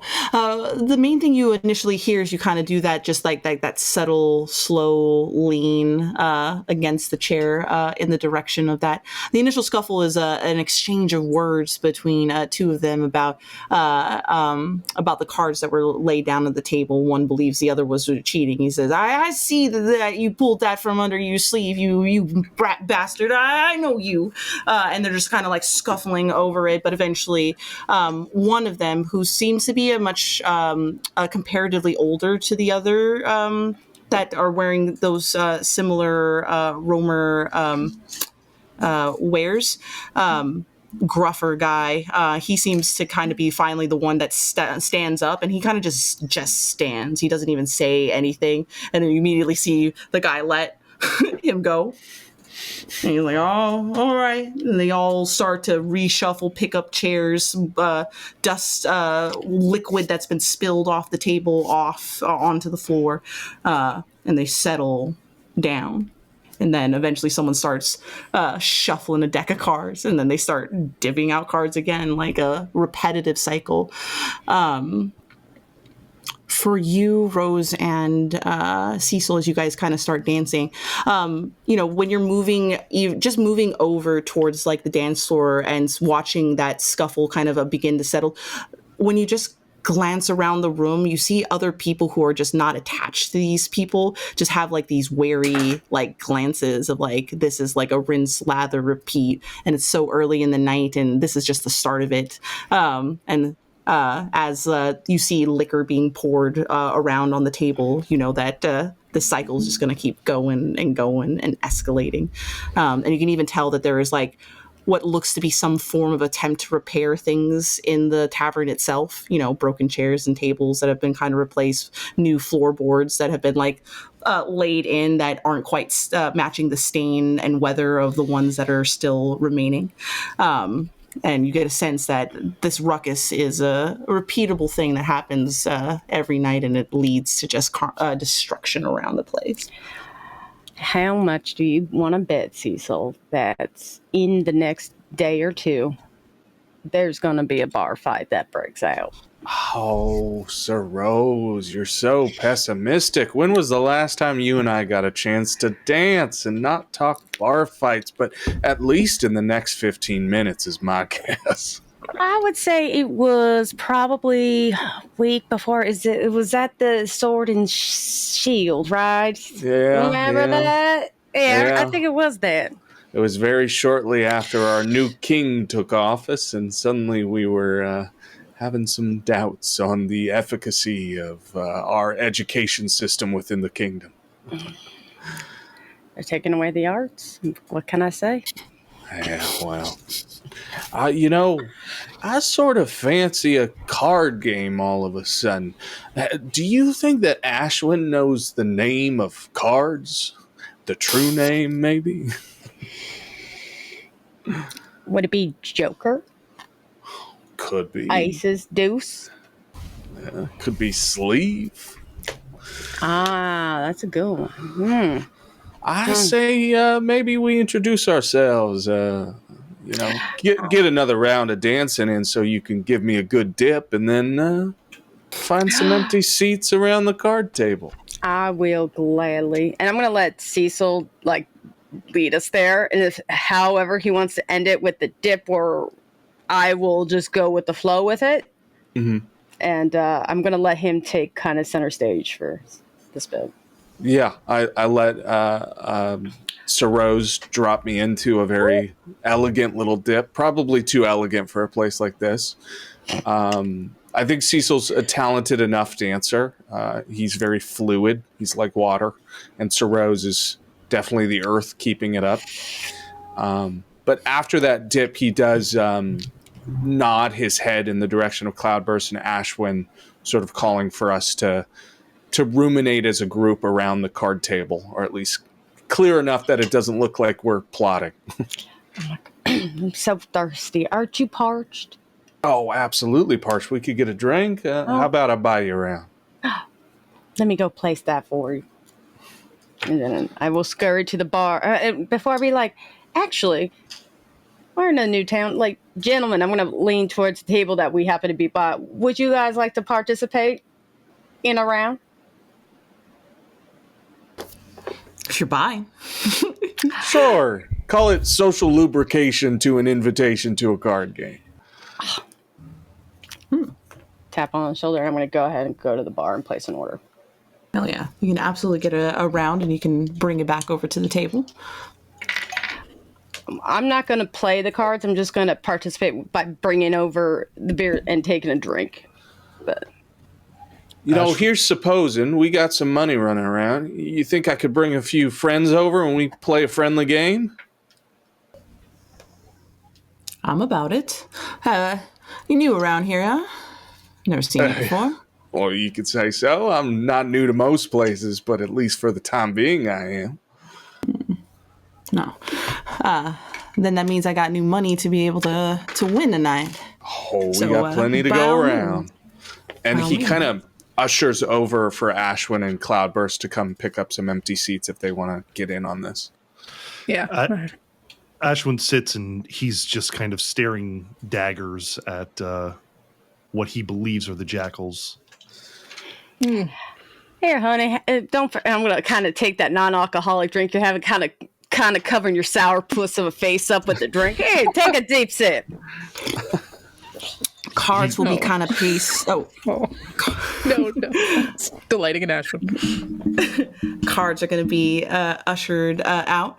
I think when cards are casted in your way, Ashwyn, the person who is dealing the cards, one of those roamers kind of clocks that hardened stare that you just keep doing it, and then they match your energy and just kind of give you an equal scowl. And try to go to their cards, but look up at you every now and again. Don't mind him. He's actually a ringer around these parts. Loves a card game, but God, does he take it seriously. Look at that mug. Ashwyn will look at his allies and then just... Anything fun to do around here? Oh, plenty of fun things to do around here. Besides killing innocent people?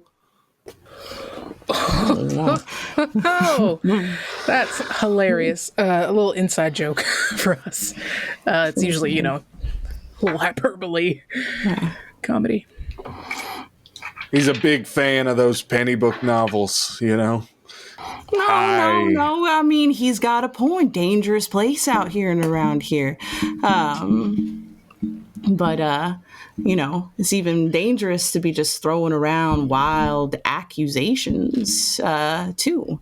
But ain't that what you kind of mystics do? You just say words and make them so.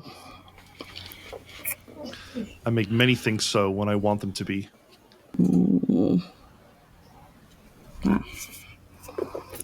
Mystic, that's quite the clock. We're just playing cards here, aren't we? We don't have to apply labels to anything. There's a lot of money on the table, folks. I think we're talking too much. And I think Cecil voluntarily loses around. Like, plays bad cards. Ashwyn will reach into Cecil's bag and up the ante, throw a couple coin on the table. Those pockets are wise. You guys will lose as that round gets cleared and new stakes are laid and cards are dished out. So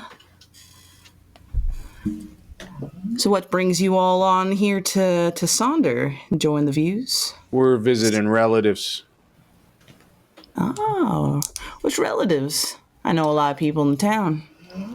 A distant cousin to the Odera family. Twice removed. Twice removed? Oh, wow. Amos Odera lives on the edge of town. He's sort of an outrider, but we're just staying in for the night. See if we can bed down before we go and visit the old homestead. Estate sale, you know?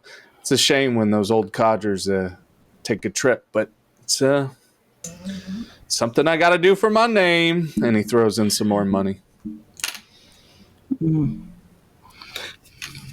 Why does that name sound familiar? Because I talk too much. You talk too much. Wow.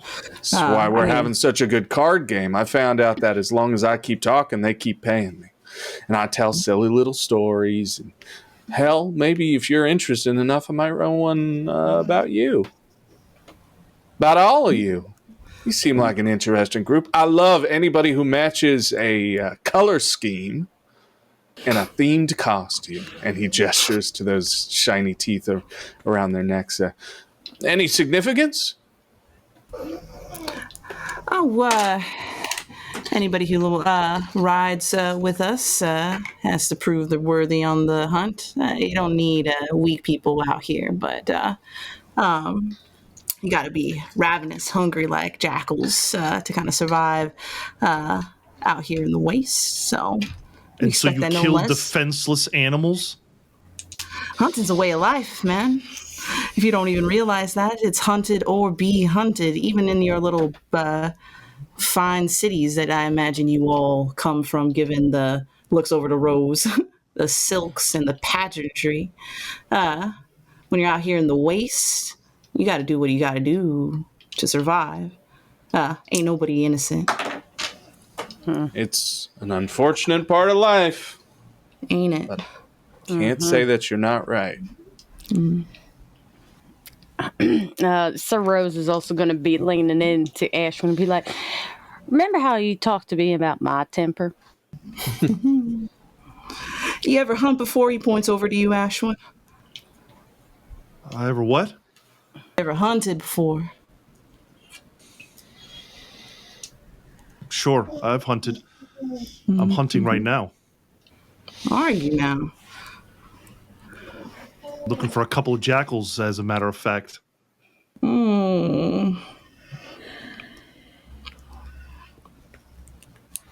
Well, you certainly can find them. They're roaming all over the place. But I'd be careful. You see them kind of like bring a hand down from the table. Jackals know how to bite. Something fierce. You ready for that? Sir Rose can see that Ashwyn's fist is like shaking underneath the table. I'm going. I must say, jackals feel awful comfortable around these parts. You must have found a nice little den in the city of Sonder. Oh, Sonder's got its perks. It's just right where you want to be in these troubling times. How so? A lot going on in the barren wastes if you ain't paying attention to the signs at the time. Or are you deaf on all those accounts? You know, haven't you heard? The world's ending. You believe all that stuff? A lot of hogwash, as far as I'm concerned. If you stay outside in the waste long enough, you tend to heed the words and the whispers, but I don't have to worry about that. I just get to be in the waste and enjoy my desert. Seems like you all have better problems. Well, you know, death in the family. What are they whispering, that That's what I'm thinking. waste of yours? Well, I could oblige that. Let's make it a challenge. We want information from these roamers, and there's been hostility sent around the table. We want them to divulge something. Well, do you have any reputation that might help you? Yeah. But do I want to use it? Want to bet it? Round of cards. Yeah, how about we play cards? I win this hand. You tell me a little something. We'll make it a nice little game. And I'll employ the reputation quick-witted to see if I can make sure I win this round of cards. Any equipment you're planning to use to help you? Do I have any equipment that I'd like to use? No. Don't you have your own set of deck of cards? You know, to make sure that it's like Fair. exactly. A new deck, new game, right? That's how we always did it. Sure, new deck, new game. Maybe Well, as long as that works for the Jackals. I have to say, I trust you fellas, however that may be. So we'll play with whatever deck you want to put down, honestly. I don't think I have any equipment that would work here. That's all good. Then roll me 2d6. I get a +1 from quick-witted, right? You're just adding, that'll be your dice pool. So with your quick so I add. Okay, so I'm rolling 2d6. Yeah, 2d6, and then we're looking for the highest roll on either one of those dice. Okay, I have a 5. 5. All right. 5's a success, but a little bit of challenge comes your way for that. Let's see. So what does that look like? How do you get this jackal to divulge their secrets at your expense? I think I do win out the card round, but I think that Cecil has been trying to make himself a target the whole time he's been at the table there. And I think while the Jackals are weary of Ashwyn, they are seeing that the money is flowing out of me. And so I think the opportunity to hunt me might be the greater objective here. So I think they give me some information to keep me baited.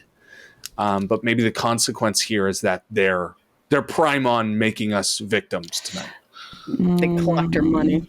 Yeah, they collect it. They're thinking, oh, we can feed this guy information and then rob him the second we decide to. You know, I think I make for an easy mark, even if I am meaning to.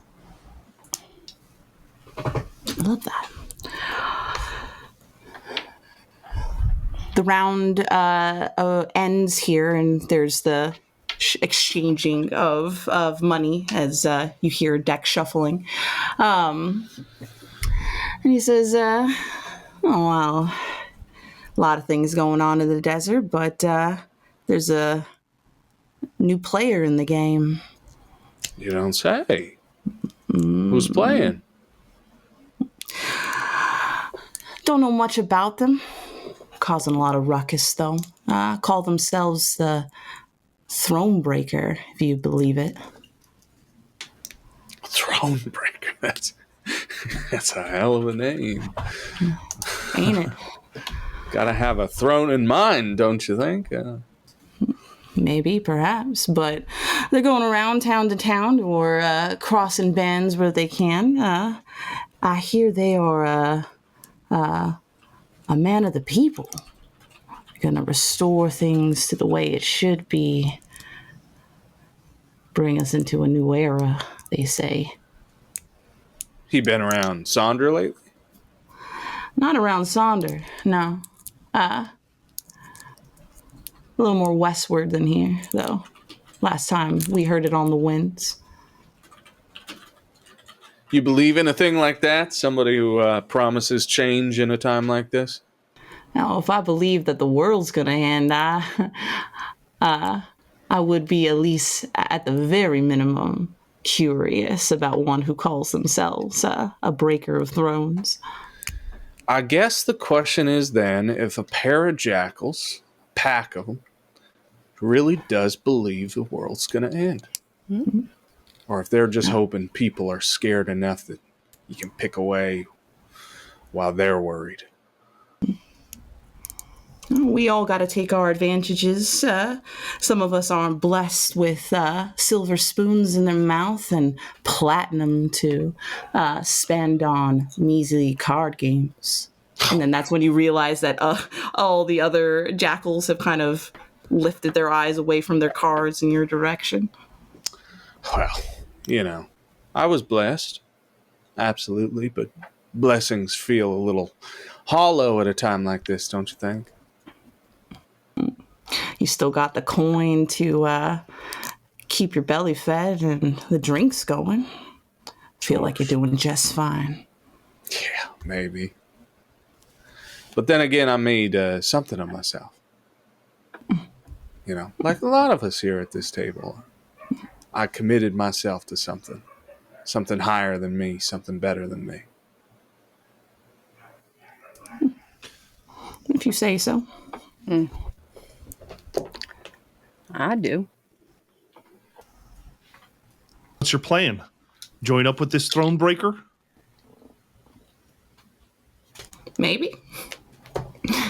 If they got a good pitch to sell, cause worthy to stand by for. Or we just ride the waste as we always have. Makes no difference to me. Why, you got something better for me? Something to keep my mind off of throne breakers? You gonna line my pockets with pouches or with gold? I'm not opposed to it. Anyone lining your pockets now?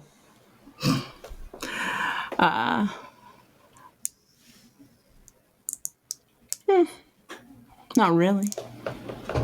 Really? So, town like Sonder, they're just okay with you posting up. Oh yeah, they love the revelry. Bring the party wherever we go. Right.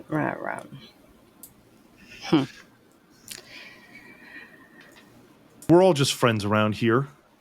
Why don't you tell us the truth? And as I say, tell us the truth, I speak the true name of truth at the same time and attempt to cast a spell on him, forcing him to reveal to us who his real benefactor is, if any. Hell yeah. Oh, there we go. I love that. Let's invoke that as a challenge here. You got a reputation to add to that word of truth you want to add? Using some of my creativity, probably against my better judgment because I'm young. So I think those two are maybe the most appropriate. Hell yeah. Roll me 3d6.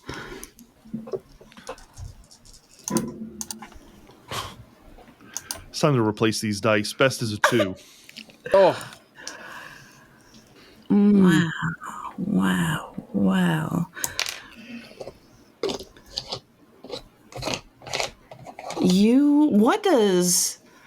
When you invoke this word of truth here, what does that look like? How are you setting that up to be invoked here for them to try to I've seen older mystics attempt to literally speak two different languages at the same time, the common tongue and then the language of mystics that invokes the true words of the true names of things. And as I'm saying it, I trip up and it just kind of sounds like gibberish, half of it. And it becomes painfully obvious that I'm trying to cast something. I think there's like a weird moment of silence where so much attention has been brought on Ashwyn, and Cecil just kind of turns and looks to him. I'm gonna grab his drink and pretend like it smells like. I think you've had enough, son. I think you've had enough. Like, try to pretend like maybe that can cover. They pour them deep here at the Desert Pearl, don't they? Damn. Well, let me go get you some water. And I'm going to get up. I don't need water. Take a moment to like. You need water. I'm gonna turn back to this jackal and say, "You heard what I said. Who's lining your pockets? Who are you working for?" I think Cecil's hand is just very gently in his lap, being as close to Cabot's maid as possible, his revolver, just in case. Oh, yeah. Line in my pockets? Ain't nobody lying in my pockets. You better watch your friend here. Maybe he should take a walk before he catches a bite. Or we can just take a walk outside. I don't turn down a fight from a coward like you. Well, then this should be easy for you then. He's gonna get up from the table. As he gets up, I invoke the name of fire, and every light in this place goes out. That's fucking baller. Well, damn. Well, damn. You're not gonna wait till you get outside? Fuck them. We're killing them right now. Well, damn. Well, fuck if I see the lights go out, Cabot's maid is coming as free from holster, and I'm going to take the opportunity. Oh, I'm gonna be right. on. Oh, Saber's coming out of the back. Rose in the ruffles with the saber. It's awesome. Kill Bill, think of it like it came out of just in case. Just like. What'd you say, Sir Rose? 15 minutes? 15 minutes was our guess. 15 minutes. Here's the thing, Ashwyn, just to add, because a touch of consequence will absolutely find you with that challenge of two. Beautiful job of turning the lights out as you just, when you stand up, everything just out as one. But it doesn't stop once the darkness has for somebody to just make these 2 steps towards you, and then you just feel this crunch across your face as the jackal that you insulted used the darkness as his ally and just sucker punches you and knocks you to the floor. Yeah, Ashwyn collapses to the ground and can feel the blood starting to pool in his mouth. Hell yeah. So we're going to run a string of challenges to kind of gauge how this overall fight goes. If our intentions is to kill the jackals, then who would like to kick this off? I feel Ashwyn is the right person to keep this momentum going, and you all tag in based on that. So Ashwyn, is there anything you would like to try to add to your dice pool rule here as you just get cold clocked and knocked to the ground and the fight is on as people start to throw hands in the darkness, and you can hear the shuffling of people and the rowdiness just rising up. Yeah, Ashwyn, the smoldering has changed now to pure rage. He is going to use his passionate reputation to pull from his pocket a small match which he lights, and knowing that this man is above him, just send a gout of fire into his face. I'll use this bit of equipment that I have as well, this kind of on-hand fire to take advantage of it. Beautiful. Roll me 2d6. Wait, take some booze. Yeah, that's a good point. 2 Oh, yeah. 4s. 2 4s. Forces are going to be a success with a bit of consequence here. So you're going to pop off this fire. You're going to get, it's going to ignite across the person you direct it towards. But what does a touch of consequence look for you after you cast this spell?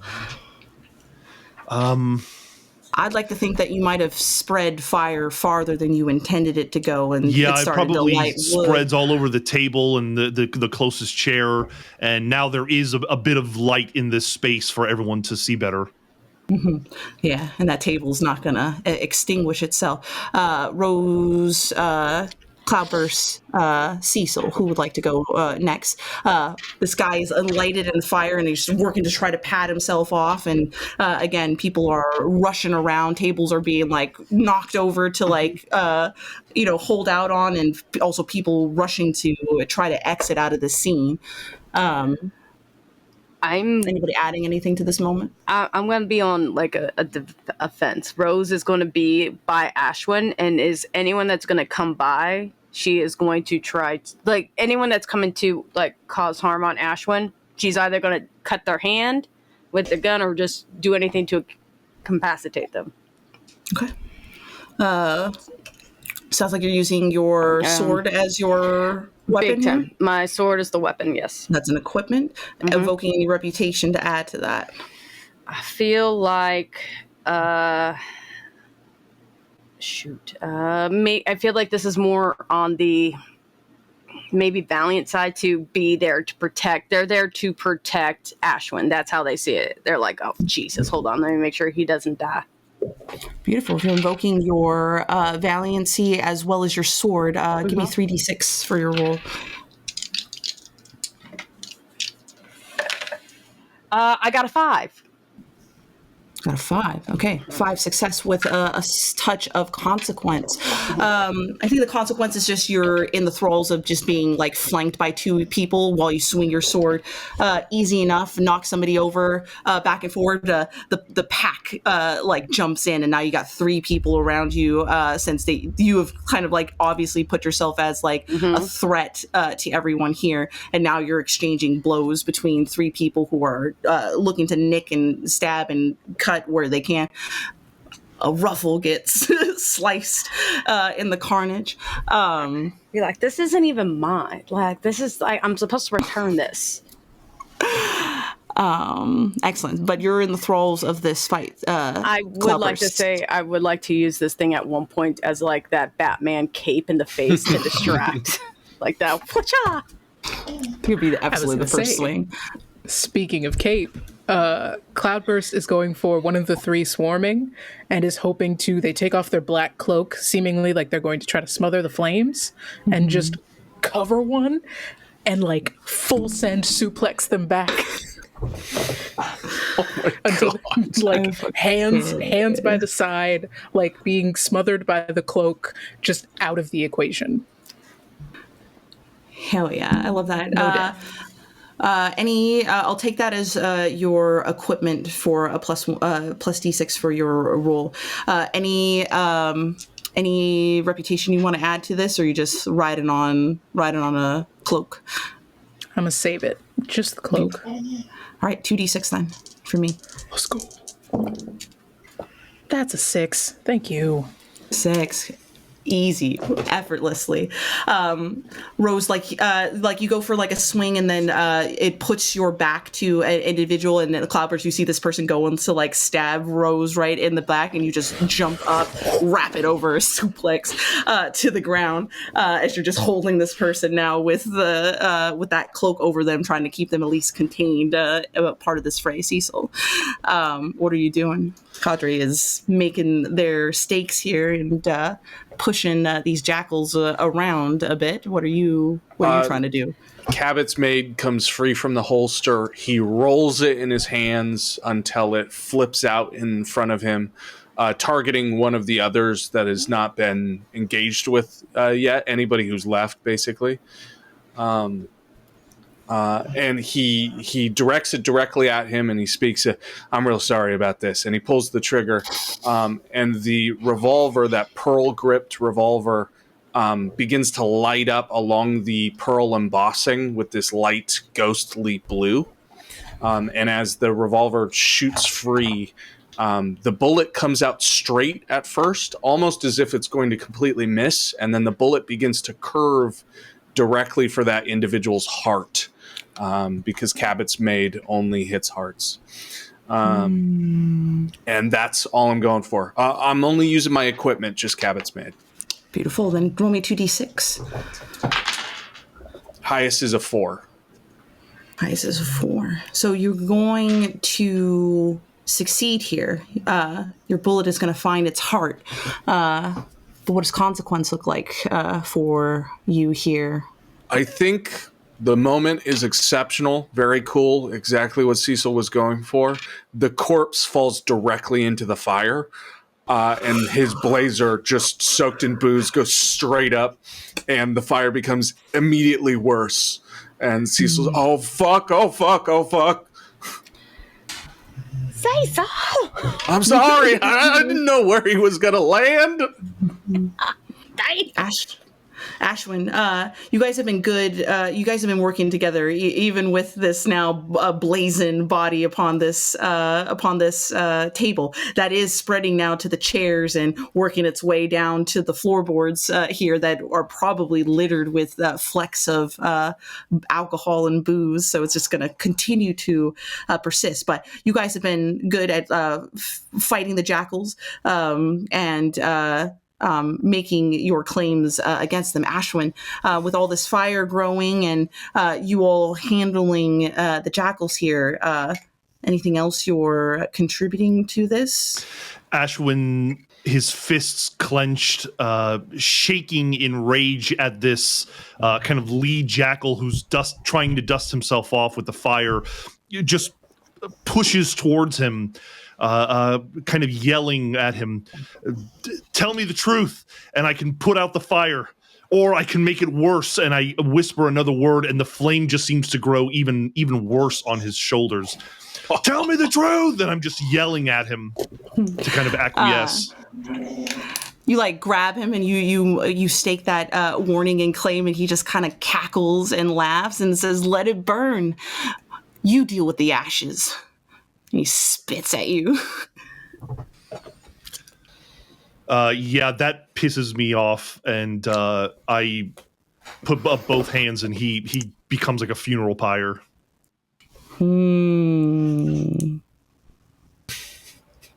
If it isn't you, it'll be one of your others.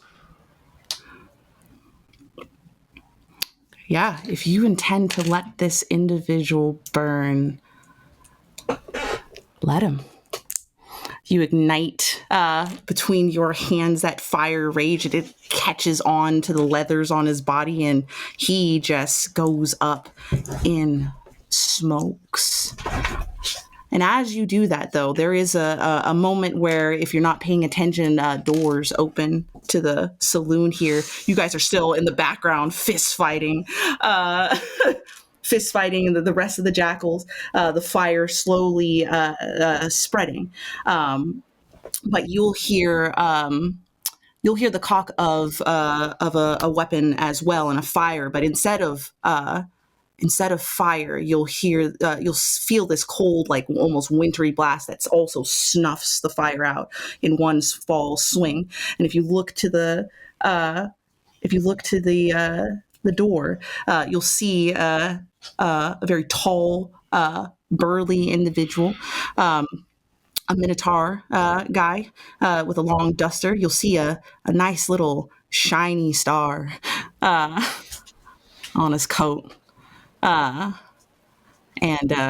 you, Ashwyn, holding a singed and burned individual between your hands. I'll let him go. Stand up straight. Now what's all this? And you'll hear the jackals, like, the rest of them who are, like, beaten, bloodied, cut up, and stuff like that, all kind of, like, remove back and stuff like that. And he says, Sheriff, they started it over there, just throwing spells and hands and all of that. We were just out here just having a nice night, enjoying a good old game of cards like we always do. It was, Sir Rose going to step on, like, it was a card game that just got a little heated.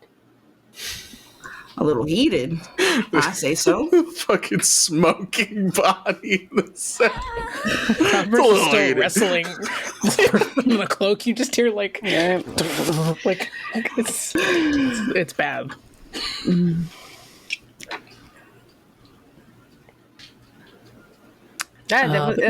It was.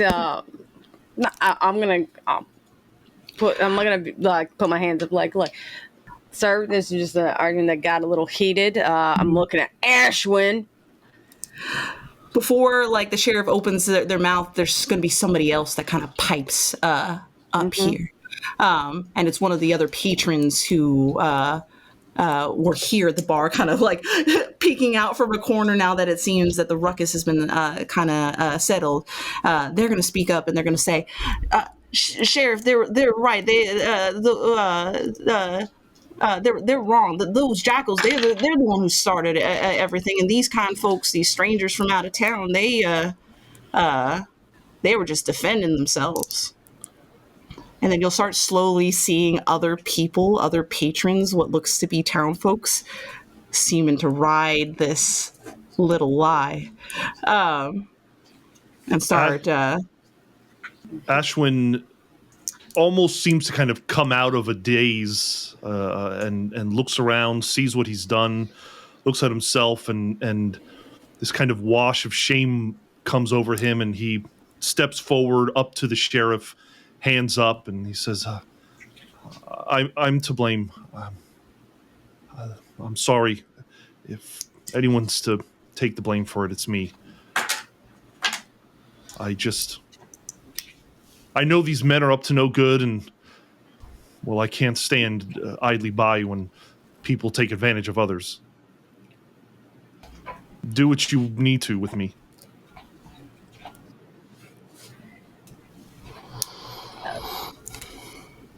Sheriff, do you mind if we just have a private word for a second, just off to the side? Sheriff will sidestep for a second to your attention.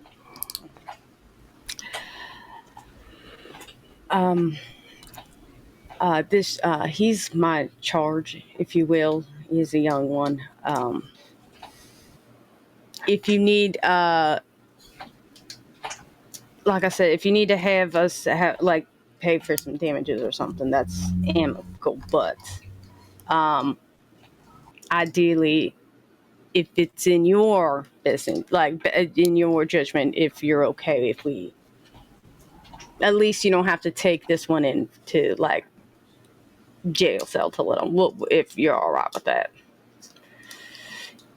I'm trying to look at Cecil and maybe Cloudburst to be like anyone want? No, I got this. I got this. I'm sorry. You seem like you're not going to be joining your friend in the jail cell with him.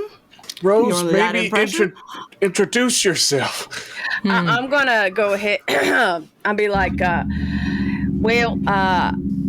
going to be a little difficult, sir. You see, and then I'm going to, like, with my hat, I'm going to be like, I'm Sir Rose of an Errant not in Mythic, and I'm right now on a very dangerous mission right now. And did that dangerous mission include killing a man in cold blood on the floor in a saloon? Well, if we were going to go say cold blood, that's a little bit of I wouldn't go with that word in particular. I'm not saying what was done was 100% kosher or correct, but the thing is, if we're going to go get nitpicky, then let's be for real with who we were dealing with. Ashwyn looks up at the sheriff, and whereas he was looking down, and he says, "Do you not know that these men are the jackals, a pack of roamers that take advantage of people?" I'll put my hand up to Ashwyn, be like, I'm Go ahead. aware of the bit of ruckus and trouble that the jackals bring around these parts, and we handle it accordingly. And he looks over to them when they get a little too big for their bite. But we out here in Sonder are not in the business of just shooting somebody because they're a pest. Ashwyn goes back to looking down. I'm going to go ahead and reach in and pull discreetly out some of my coin, but the gold ones. Someone I like 5 gold coin. Be like, I understand the inconvenience of everything right now, but if you would be so, I would say, using your kind judgment and listen to your town folk, and like I said, maybe we can just make this a cautionary tale and a warning. And I'm going to extend my hand out, like pocketing the coin, and see if he'll take that. Are you bargaining right now? I am bargaining. Well. I know how to use. You extend that hand, and he'll take that hand, and he'll feel the coins between your two palms, and he realizes what you've extended to him, and he gives you a look as he kind of closes his hand at the end of the handshake, puts his hand in his pocket, looks all around.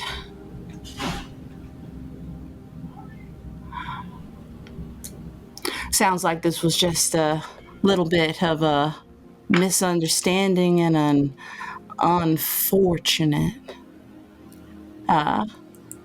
very unfortunate accident happened here tonight.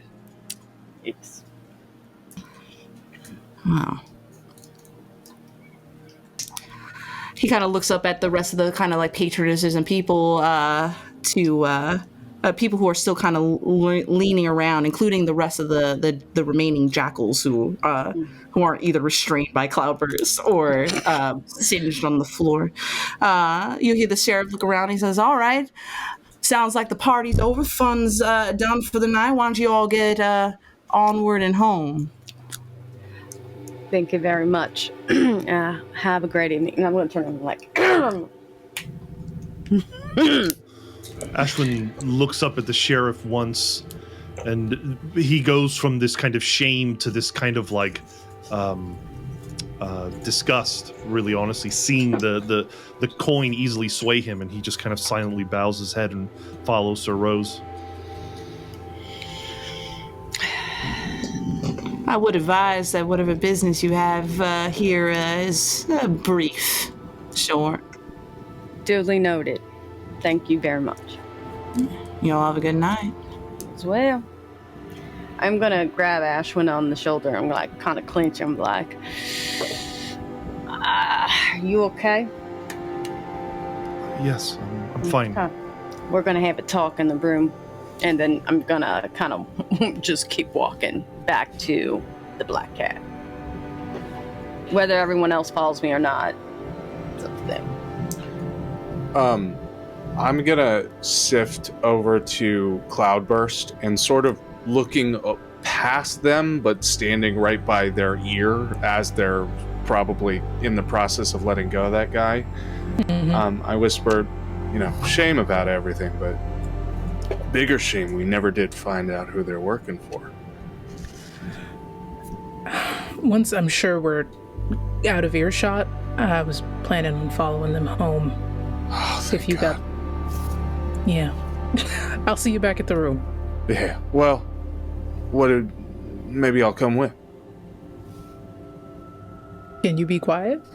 I'll take my spurs off. Shit, come on. All right, let me go pay for everything we just did. And he scoops up everything that was on the card table that was like possible pot, and he goes over to the bar with it, like sort of piled into his vest, and he smooths it out onto the counter, and he says, listen, I know that this is not even going to begin to cover what they've been doing and then what we subsequently did. So consider this the sorry about the burnt dead guy on your table fund. The barkeep sees all the coin on the counter, and he says, listen, I mean, you did more than you did more than you could know. They've been terrorizing this town, so just glad somebody stood up for them. We'll be okay. I appreciate it. Of course, it's about time somebody made sure you understood it's not right what they were doing. Can I ask, are there more of them? Should we know?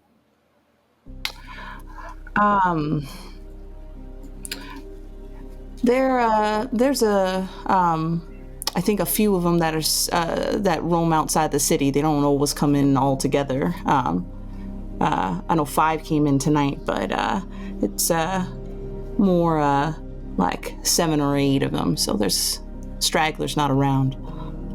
He thumbs over to the one that went up in smoke. Is that their leader? No, that was their like lieutenant. Second in command. Yeah. All right. Well, we're gonna make sure that they don't come around. There'll be no revenge to what happened tonight. We promise. Stay safe. Weird times. And he pushes the gold over to them, and then walks back over to Cloudburst. And on the way over, still kind of drunk from, probably more than 5 shots or around 5 shots, is stumbling to try and get his spurs off and into his vest by the time he gets back to Cloudburst.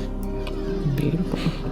And Cloudburst, while you're waiting, people have been clearing out, so there's people lingering in the streets, and then you'll see, you'll kind of like gauge where those remaining jackals who shuffled out immediately once the seraph said to get, and you'll catch one going down one of the streets here, pushing into kind of the adjacent side of the town here.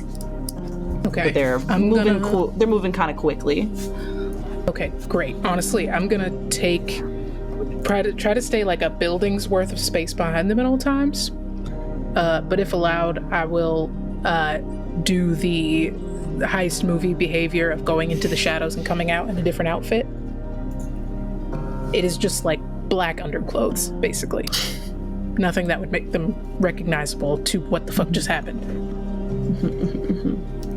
I think Cecil and then I look.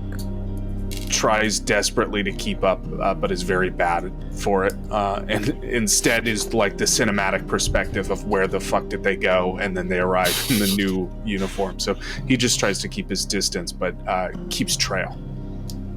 Great. I'll keep up with you. We just follow them back.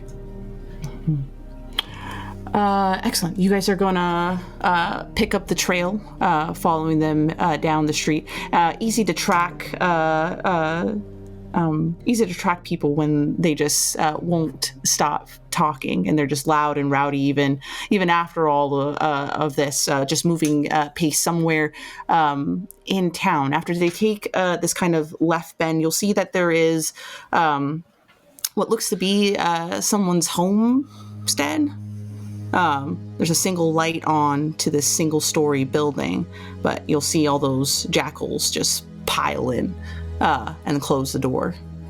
Seems like they actually have a residence here in Sonder, or at least somebody offering them a roof over their heads when they're in town. I turn to look at Cecil. I mean, we can do something with this now, or we can come back later. But I know time is short. Do you want to make one more thing happen? This is your operation. I'm just following.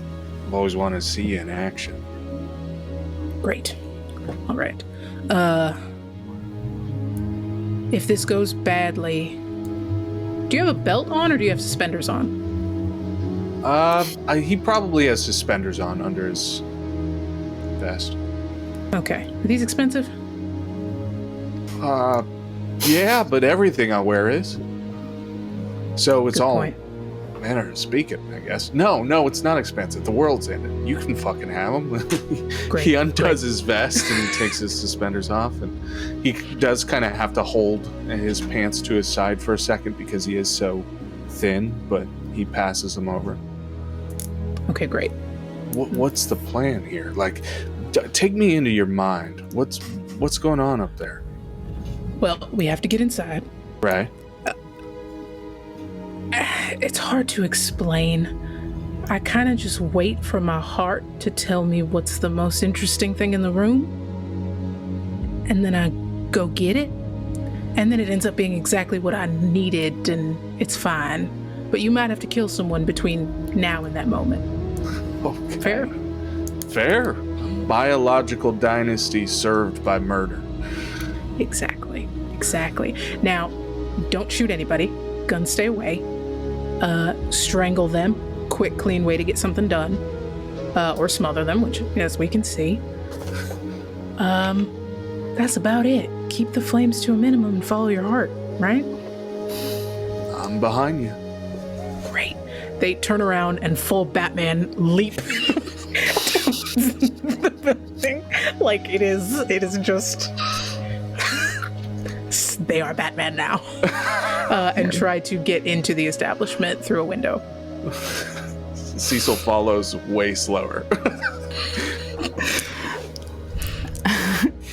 I mean, you are a spy, after all, Cloudburst. As you bound and leap, and you just watch the extent of the professionalism here, Cecil, as you try to keep up, but you'll absolutely, I think you're leaping up into the roof. You're taking these nimble steps. Given that this is a single-story home, there's probably safe bets to maybe get into like a bedroom in the back of this establishment and then work your way inward. So you kind of just like hang over the back end of the roof and you kind of just like flip over to like hang. Yeah. And then like you see a window, you can slide the window open and enter into this dark room. It's like a small bedroom. As soon as I'm sure like there's no immediate noise or danger, I will unlock the door for Cecil. Okay. Yeah, Cecil, you head towards the back and you'll see Cloudburst open the door for you so you don't have to do that maneuver. Yeah, I like to imagine he was outside trying to think how any of that was going to happen, like attempting little hops, and then the door clicks. Oh, thank God. And he opens the door, he comes through. And he's already like breathing heavy adrenaline breaths as he gets through the door. And he's like crouched as humanly small as he can make himself. Like, you know, he's dodging giants. Okay. Then we're looking for a safe. Okay. Or it might not look like a safe. It might look like something else. Might look like something else, okay. Yeah, but we're looking for precious documents. Precious like that. Documents. He starts like rifling. Like he's gonna look around for like the nearest scrap of anything that he might be able to bring back to Cloudburst. If you had the best kept secret, the best kept story of your life, where would you put it? Oh, God, it would be in the gaudiest place in my life, hidden in plain sight. But for jackals, God knows, like in an animal, in the middle of a carcass. Start there. Okay. Since you guys have to do some snooping with what you know is at least 4 individuals in this room here, or in this house, I think this is a challenge worthy. So, any reputations you want to put here? Or any equipment? I have lockpicks. Lockpicks? I could say lockpicks will be helpful for your eventual find. Absolutely. Can I use Nosy again? You've invoked Nosy already, so unfortunately you cannot. No. Then yeah. All right. I'm just Anything looking. for you, Cecil? I truly don't think I have. Most of my powers are to be loud, so I don't think I have anything here. Okay. I think I have one thing. It walk with me, I think. But I want to take a deep breath and speak the true word of eyes and try to use that to find the thing that gets the most nervous glances or like protective glances in the room. Like a sort of like a fingerprint, but for eyes. Reading the room and seeing where the eyes shift around. I like that. I'll accept that. Okay. And then nothing for you, Cecil. Yeah, I think I'm just going to go with a straight roll to assist. So you'll roll me 2d6. You'll take your lowest rolled dice for me, since you have no equipment or reputation to add to this. You can roll me 3d6 Cloudburst. Ooh. Yeah. 4, 5, 6. All right, you got a 6, Cecil? My lowest is a 4. 4. All right, successes around, but Cecil, just a touch of consequence. When you invoke this word of power here, so that you can connect to all the shifting eyes that wander through the space here, so you probably finally get to a point where you go down this corridor long enough to see like the main like living space, and that's where everybody's kind of congregating.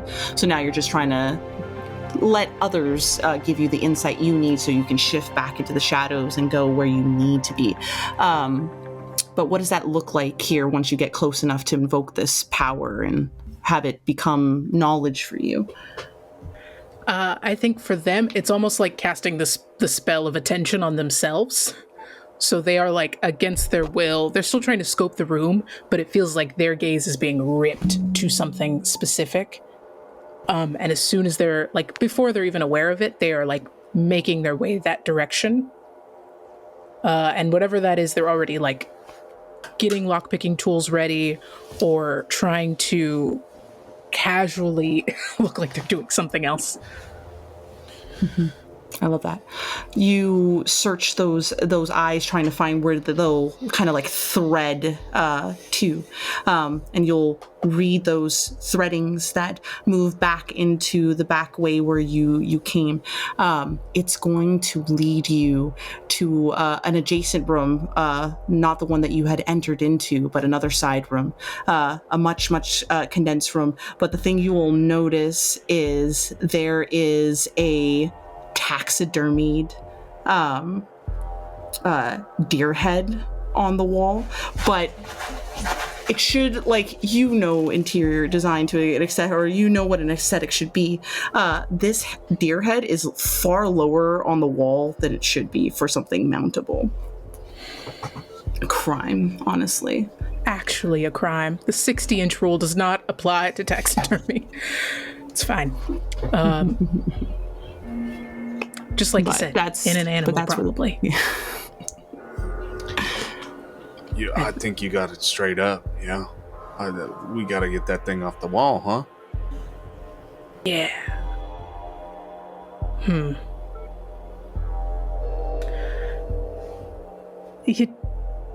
I have an idea. You're still down? Yeah. Okay, great. I'm going to, and out of character also, and just an awareness, we can stop if you would like to stop, but I'm going to take Cecil and slam him against the wall. Okay. I mean, I love that Cecil does need a consequence for his role. It's going to be loud when you do that. I want it to be loud. And I think I want to create sounds of, these two are moving towards a bedroom. Trying to be loud and obnoxious so people leave us alone. And like the banging has context before I go to try to get the deer off the wall. Okay. All right. Yeah. Great. As my arm is pressed against his shoulder, make yourself look untogether. As they start undoing their buttons, and then once enough is done, then they start reaching for the deer. I think that Cecil is so flush that he can't even get into character at first. He forgot that we were doing anything. He goes, "Oh, yeah, of course." And he starts, getting the tie down and bringing a little bit of the chest out where his chest hair is starting to go gray too. But he sort of just presses into it, and he is not at all searching for anything anymore. He's just enjoying this. Great. He's actually like, what does Cloudburst's cologne smell like? And the second that they become this close, he's just like, ooh, okay, we're getting intimate. That's way more interesting than this. It's a lot of petrichor. A lot of petrichor, and maybe like a little bit of grapefruit. Oh yeah. And then of course like I'm getting too obsessed. Hold on, I'm in the middle of eyes. Okay. Later. Okay, so as that is happening, they're like, if someone comes out, that's all you. And they snatch the deer and start to like stab down the throat to the like wood panel that it's affixed to. Beautiful. You do that, and you like stuff your hand into the neck of this after you like cleave it off, and you'll find something in there. It's wooden, 2 blikes, and you pull it out. Looks like a scroll case. That's amazing. Can I take a quick look? Yeah, you can take a quick look. There seems to be a series of letters tucked in there. They're signed by somebody known as Anastasia. Okay. That's perfect enough to go on right now. I look toward Cecil. Just see if I assume they're looking out. How's that Yeah, they going? are looking out. They're sort of worming their hands around like Cloudburst's hips and up the back, and just trying to keep an ample look. He's sort of fit his chin into the shoulder of Cloudburst, looking out like a couple's embrace. And as he's playing the part, he just goes, "Did you get anything good?" If I can. Okay, I've been reading a lot of fan fiction. I apologize in advance. I'm going to put the scroll down your pants, and I'm going to move towards the door. Okay, perfect. Yeah. I love that. And as you do that, Cecil looks down and goes, "I guess we both found something good." Yep. Heading out. Oh, put the deer back. With the neck slit open. I love that for you. Yeah. Yeah. You stuff that scroll in Cecil's pants. I think somebody did attempt to look in at this because they weren't sure, but like the moment they saw displays of affection, they immediately backed off and left. So it gives you this small opening and window for you to leave. Great. Cool. Once they're outside, great, back to the room. Yeah. Back to the room. Okay. You good? That was, it was just really impressive. Ashwyn and Rose, I assume you went back to your rooms. Did you guys need a moment? I would just like to say probably, Ashwyn, you would have probably gotten a good 10-minute. Now, listen, it's called thinking before you're doing stuff, and I won't lie, they're gonna at one point be like, let's try not to add another scar to my face, all right? We're gonna start doing a little bit more thinking before we start acting. Is that a fair assumption? And that kind of chew out for a little bit. But he lets you chew him out, and then he looks at you with a very earnest face, and he says, "Sir Rose, with all due respect, There is nothing in this world short of death that will stop me from making this world as good of a place as I can manage. Those men deserve that. Do you know why I try to stick very hard to a certain line? It's because of that. There's too much of that bull hockey out there, all right? You want to be the better example, you got to lead that too, man. Okay? I don't want to be the better example. I want to be the right example. Right. And what So, Rose, part? instead of arguing with me, What? how would you understand where I'm coming from? Okay? Well, then explain it to me then, huh? Or you just go on. Did you got my have attention. a childhood where adults, animals like that, took from you every single day? You had no parents to protect you? Simply your older sister that you basically had to protect yourself? I am sick of this world taking from me and from others. I am sorry for the disrespect, sir, but I am no longer going to let anyone push me or anyone I care about around. And I will burn every single one of them if I have to. You realize you keep burning this hot, you're just going to end up burning yourself up. There won't be an Ashwyn to actually do things right to prevent any doom, which I think is more important. But you know what? You seem to know a bit more than I do. So you said it yourself. You know my life. You know my childhood. You know exactly what I've been through.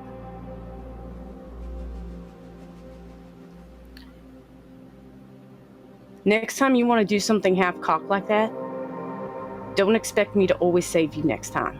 Or Cloudburst. Or Cecil. Shit, you have that temper so much, I don't even know if Roach will actually get in the picture. You'll probably burn his ass up too! I'm sorry for what I did. But I know you're sorry for what you did. I could tell, okay? If I wanted another one of like another mystic that would just do everything I said and did a command, I would have picked anyone. But I picked you for a reason, all right? Because you have a good heart. I need you to lead with that more. Instead of that fear that you have in you, with the anger that you have, all right?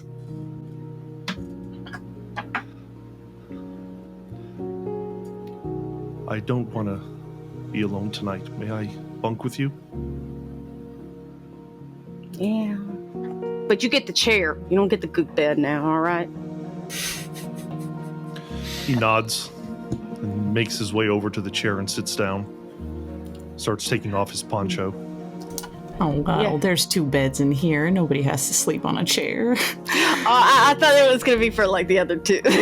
Well, we got both rooms. Okay. From what I heard, I'm so. fine. You get the other bed. That's fine. Yeah. One of them was intended to be a decoy, just in case we have to ditch the other room.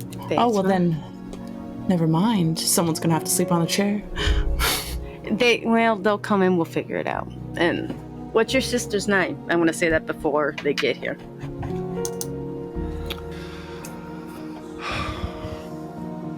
Her name is Gwyneth.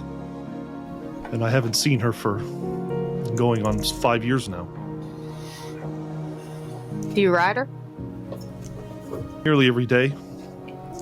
I actually haven't in the last 2 days, but Make sure you do that. I'm sure she'd like to hear from you. I'm serious. I got people in the game too, and I want to make sure they make it. And I'm gonna just tap on your shoulder and kind of go back to, like, honestly whittling my whistle. That's a way to kind of calm down. And Probably a good time for the rest to show up. Yeah. Unless there's the last No. utterance that need to be said. they find Ashwyn kind of sitting like in timeout in this chair. to me, wait, like, Cecil steps in and notably sees that there are two different types of tension that are now like meeting each other. Like, I think that Cecil and Cloudburst come in with a very certain vibe that then meets this one, and the two are like oil and water. But Cecil will push open the door and says, "Oh, how are we?" Never mind us. What did you find? You two look little flushed. Yeah, well, it's just the adrenaline of it all. Cloudburst showed me the ropes. We found something. Yeah, well, I didn't find anything. I was a little busy. Cloudburst found something. All right, well, come in, close the door. What happened? I mean, Cecil's got it. And he reaches into his crotch and he pulls. Hey, whoa! It's nothing you haven't seen before. Come on. It's called being discreet. No, It it's was not discreet in at the your. time. It's not in your tenets whatsoever that you can't have a little peek. And he sets the letters down on the bed. Ashwyn immediately kind of runs over and is trying to understand what they've gotten. Yeah, anyone, Anastasia mean anything to anybody? It's who the letters are coming from. Or addressed to? Is it The letters are signed by Anastasia. My They're hope coming is that from? it's the redhead that we've been told about. That was my thought, is that maybe she's the one pulling the strings who would line up with the timeline. Ashwyn, you were doing that thing earlier. When you tried to talk and you came out double-tongued, you were trying to find out, what were you trying to figure out? You said the truth? The truth of things, yes. Can you find the truth of these? I think it's something just as simple as reading them, and I'll start to read them aloud. You begin to read them. The correspondences are short, and there's at least 5 letters. What you'll get from those letters written by Anastasia is that she's essentially given the jackals space here, this home that they can come and go as they'd like to, so long as they assist her in keeping the town dealing with a bigger problem while she's sorting something out. It seems like the way I need to use my mystical abilities is to confirm that this redhead we're suspecting is in fact Anastasia. If so, we have Can our we do culprit. I think we can do it when we meet her, if she's at the court of Gaius. Now, there's some things we should consider. We just made a very large blow against her enforcers, if that is the woman we're looking for, meaning that the conversation we're about to have tomorrow might have gotten a little more complicated. It has good and bad, because if we can confirm that Anastasia is the woman we saw, and essentially the woman the Ravens warned us about, then we have a card to play. But it might mean that talking to Gaius just became harder, especially if she's whispering in his ear.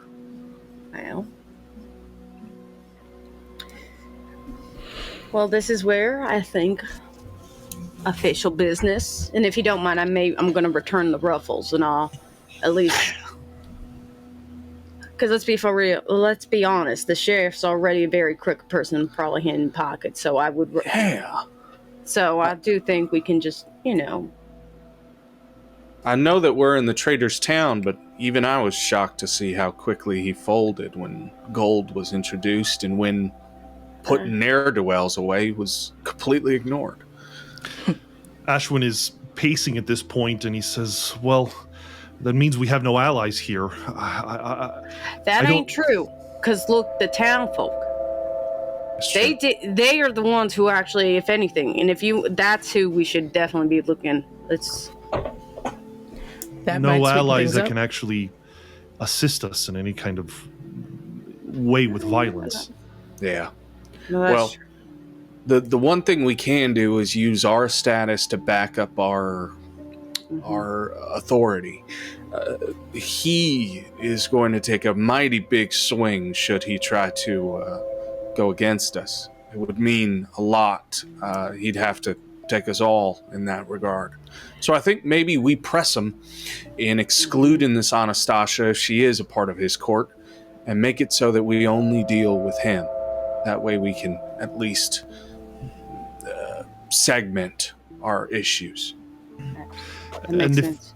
if he refuses, if he says to us that Anastasia is vital, then I think that's enough for us to return to the Queen and to say that he's been compromised. Yeah. I did speak. If he does not give a certain response, that's a response on its own. So it's going to be up his choice tomorrow if we're just going to be friend or foe, if anything else. Did Her Royal Highness give you any instruction on the effects that Gaius disagrees with us, doesn't agree to our terms? Are we to take him in? I was told to not leave unless, and if he refused, that would be the answer in itself, to return that. So I think we have our answer then. Mm-hmm. I still think, regardless, one of us should keep watch tonight. Yeah. And push comes to shove, if we're hearing a ruckus, we have the innkeeper down there watching over us, and we can switch rooms. Maybe they'll hit the first and we can hide out in the second. That's fair. Another horrible idea I just thought of right now, if we get too nervous, we might want to actually sleep out by where the horses are in their little stable barn area. Okay. At least as a backup, and therefore if we need a retreat or anything. It always worries me how quick you are to sleep in horse shit, but we're just got different sensibilities, you and I. Oh, you know what? I just had better... I trust Last Hope more than a lot of men out there, and women. Well, that, I think, is a very smart perspective on the world, but I just think it's because you can't smell anymore. Yeah. I know You're that gonna I... get me flushed, and I'm like embarrassed, and I'm like, you don't know that. Wait, and then like, do I smell? Not you, dear, not you. You smell fantastic. It's your horse I'm worried about. I know that I haven't earned a right to anything, but I think I'd rather be inside tonight. We're safer, I think, behind walls. Yeah. You're fine. I'm still a little wired. I'll probably take the first watch. Come on. Yeah. You did good. Was it stupid? Yes. But you did good. It's okay. Listen, a lot of people are going to tell you went about it wrong, but what we did tonight was a very good thing. I said that before we did it. I still think that. Listen, those people were not good people. And they're obviously being protected by the law. It wasn't going to happen unless we were going to happen. If it complicates things, it only does so as much as it would have if I had talked somewhere else. So, don't beat yourself up, Ashwyn. There is enough of that in this world. There are bigger things coming for us, and we got to accept those before we start hating ourselves. Ashwyn looks at you, Cecil, as if he wants to say something like a thank you, his eyes kind of glistening, but he just kind of looks away and throws his poncho down as a kind of a comfort, and then returns to the chair and sits down. You can have the bed, kid. You don't have to sleep in the chair. No, I deserve the chair. I deserve the chair. Oh my God, he's doing penance over here. I know a few council members who do the exact same thing, but they pay a pretty penny to have a woman do it to them. Your lewd behavior knows no bounds, Sir Cecil. Okay. Well, if you ever want to know what the mystics really get up to. And I think Cecil climbs into bed after getting changed into some very dramatic night clothes. Steed bonnet looking. Yeah, exactly. Yeah, exactly.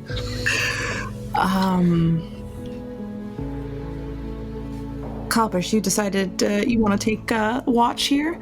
Oh yeah. Where do you perch for watch? There's definitely a window here in this room. You can look out. You could go downstairs into the general area of the inn keep watch? Right outside the door? And to Cecil's bed. Cecil's bed. I was gonna say, I think I do, honestly. Like, stay. You know that part of the hotel where the bed is like 2 feet from the wall, and it's just for people to just kind of scooch? Cecil's gonna chill right there. If they need to be a surprise, they can be, but they're out of sight. Out of sight. I see. The rest of the group is gonna eventually find rest in those hours where not much goes on. You'd hear the sound of a dog barking that kind of just echoes down the emptiness here, and all the torchlights and lanterns have been snuffed out, and it's just the touch of moonlight from Ezra and Constance that just leaves outline here. And as you enjoy the quiet and the silence, and tucking yourself in the shadow so that no one can see you on the watch, you see something just right outside the window. You see it because it is the only motion that has made known in this stillness, and it's not particularly big, but it curls itself over the rooftop here and just starts to slither along the rooftop, and it's making its way towards your window. You can see the luminousness of its red eyes, and then in the moonlight, when it finally kind of crosses over and no longer becomes shadow, you will see a glistening white to the serpent. White? White. Okay. And it just quietly continues to wiggle itself along until it gets up onto the lip of where the window is and peeks in. Cloudburst is gonna like as it scoots, is going to match its slither and see it. Mm-hmm. And just like look suspiciously at it, like, well, am I gonna have to wake my friends up? You're gonna be cool? It, as it like was scanning around and you finally kind of make your attention known, you'll just see it like turn its eyes to you, and now you're just both kind of like wiggling back and forward, just watching each other. It doesn't provide any hostility, but it's almost like taking stock of your view, like recognizing, like an old friend recognizing a friend after so many years, and you're trying to think about where you've seen the snake before. Where have I seen the snake before? When you start to think about it a little bit, there is a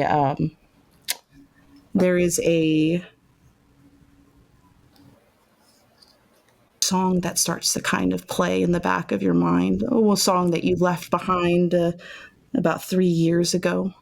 And you get little images of the theater. One of the last jobs you really did under the guise of our old king involved or ended in getting caught by a serpent with red eyes that stared at you. And now it becomes very clear who this is. As soon as that happens, it is the same thing that happened earlier this morning. Cloudburst is going to go to grab the snake and try to, taking the warning of Cecil and Ashwyn, not throw it and bring it inside. Okay, this is going to be a challenge because a snake is a little bit more sleuthy than a crow or a raven. You got anything that will make your hands swift enough to catch a snake outside a window? Can I use brutal? My Could use reputation? brutal. You could use brutal if you're being very unkind. I think the chill that they had, the coolness that they had is gone after recognizing that snake. It is almost like desperate, holding almost like this is the answers to everything that happened. Okay.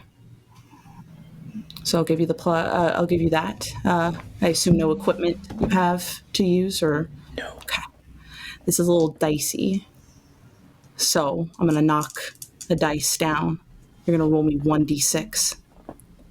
Okay. 4. 4. I like that. A 4. Excellent. You're gonna I think when you're just been wiggling along with that serpent, trying to keep their attention there, you've been slowly reaching for the windowsill to kind of put your hand right underneath the windowsill so that in one swift motion you can throw the window up and snatch the snake and try to bring it in. And then once you get to that point where you just got to put it all on the line, you do that. You stick your hand underneath, flip it up, and you reach for the snake and you will grab it.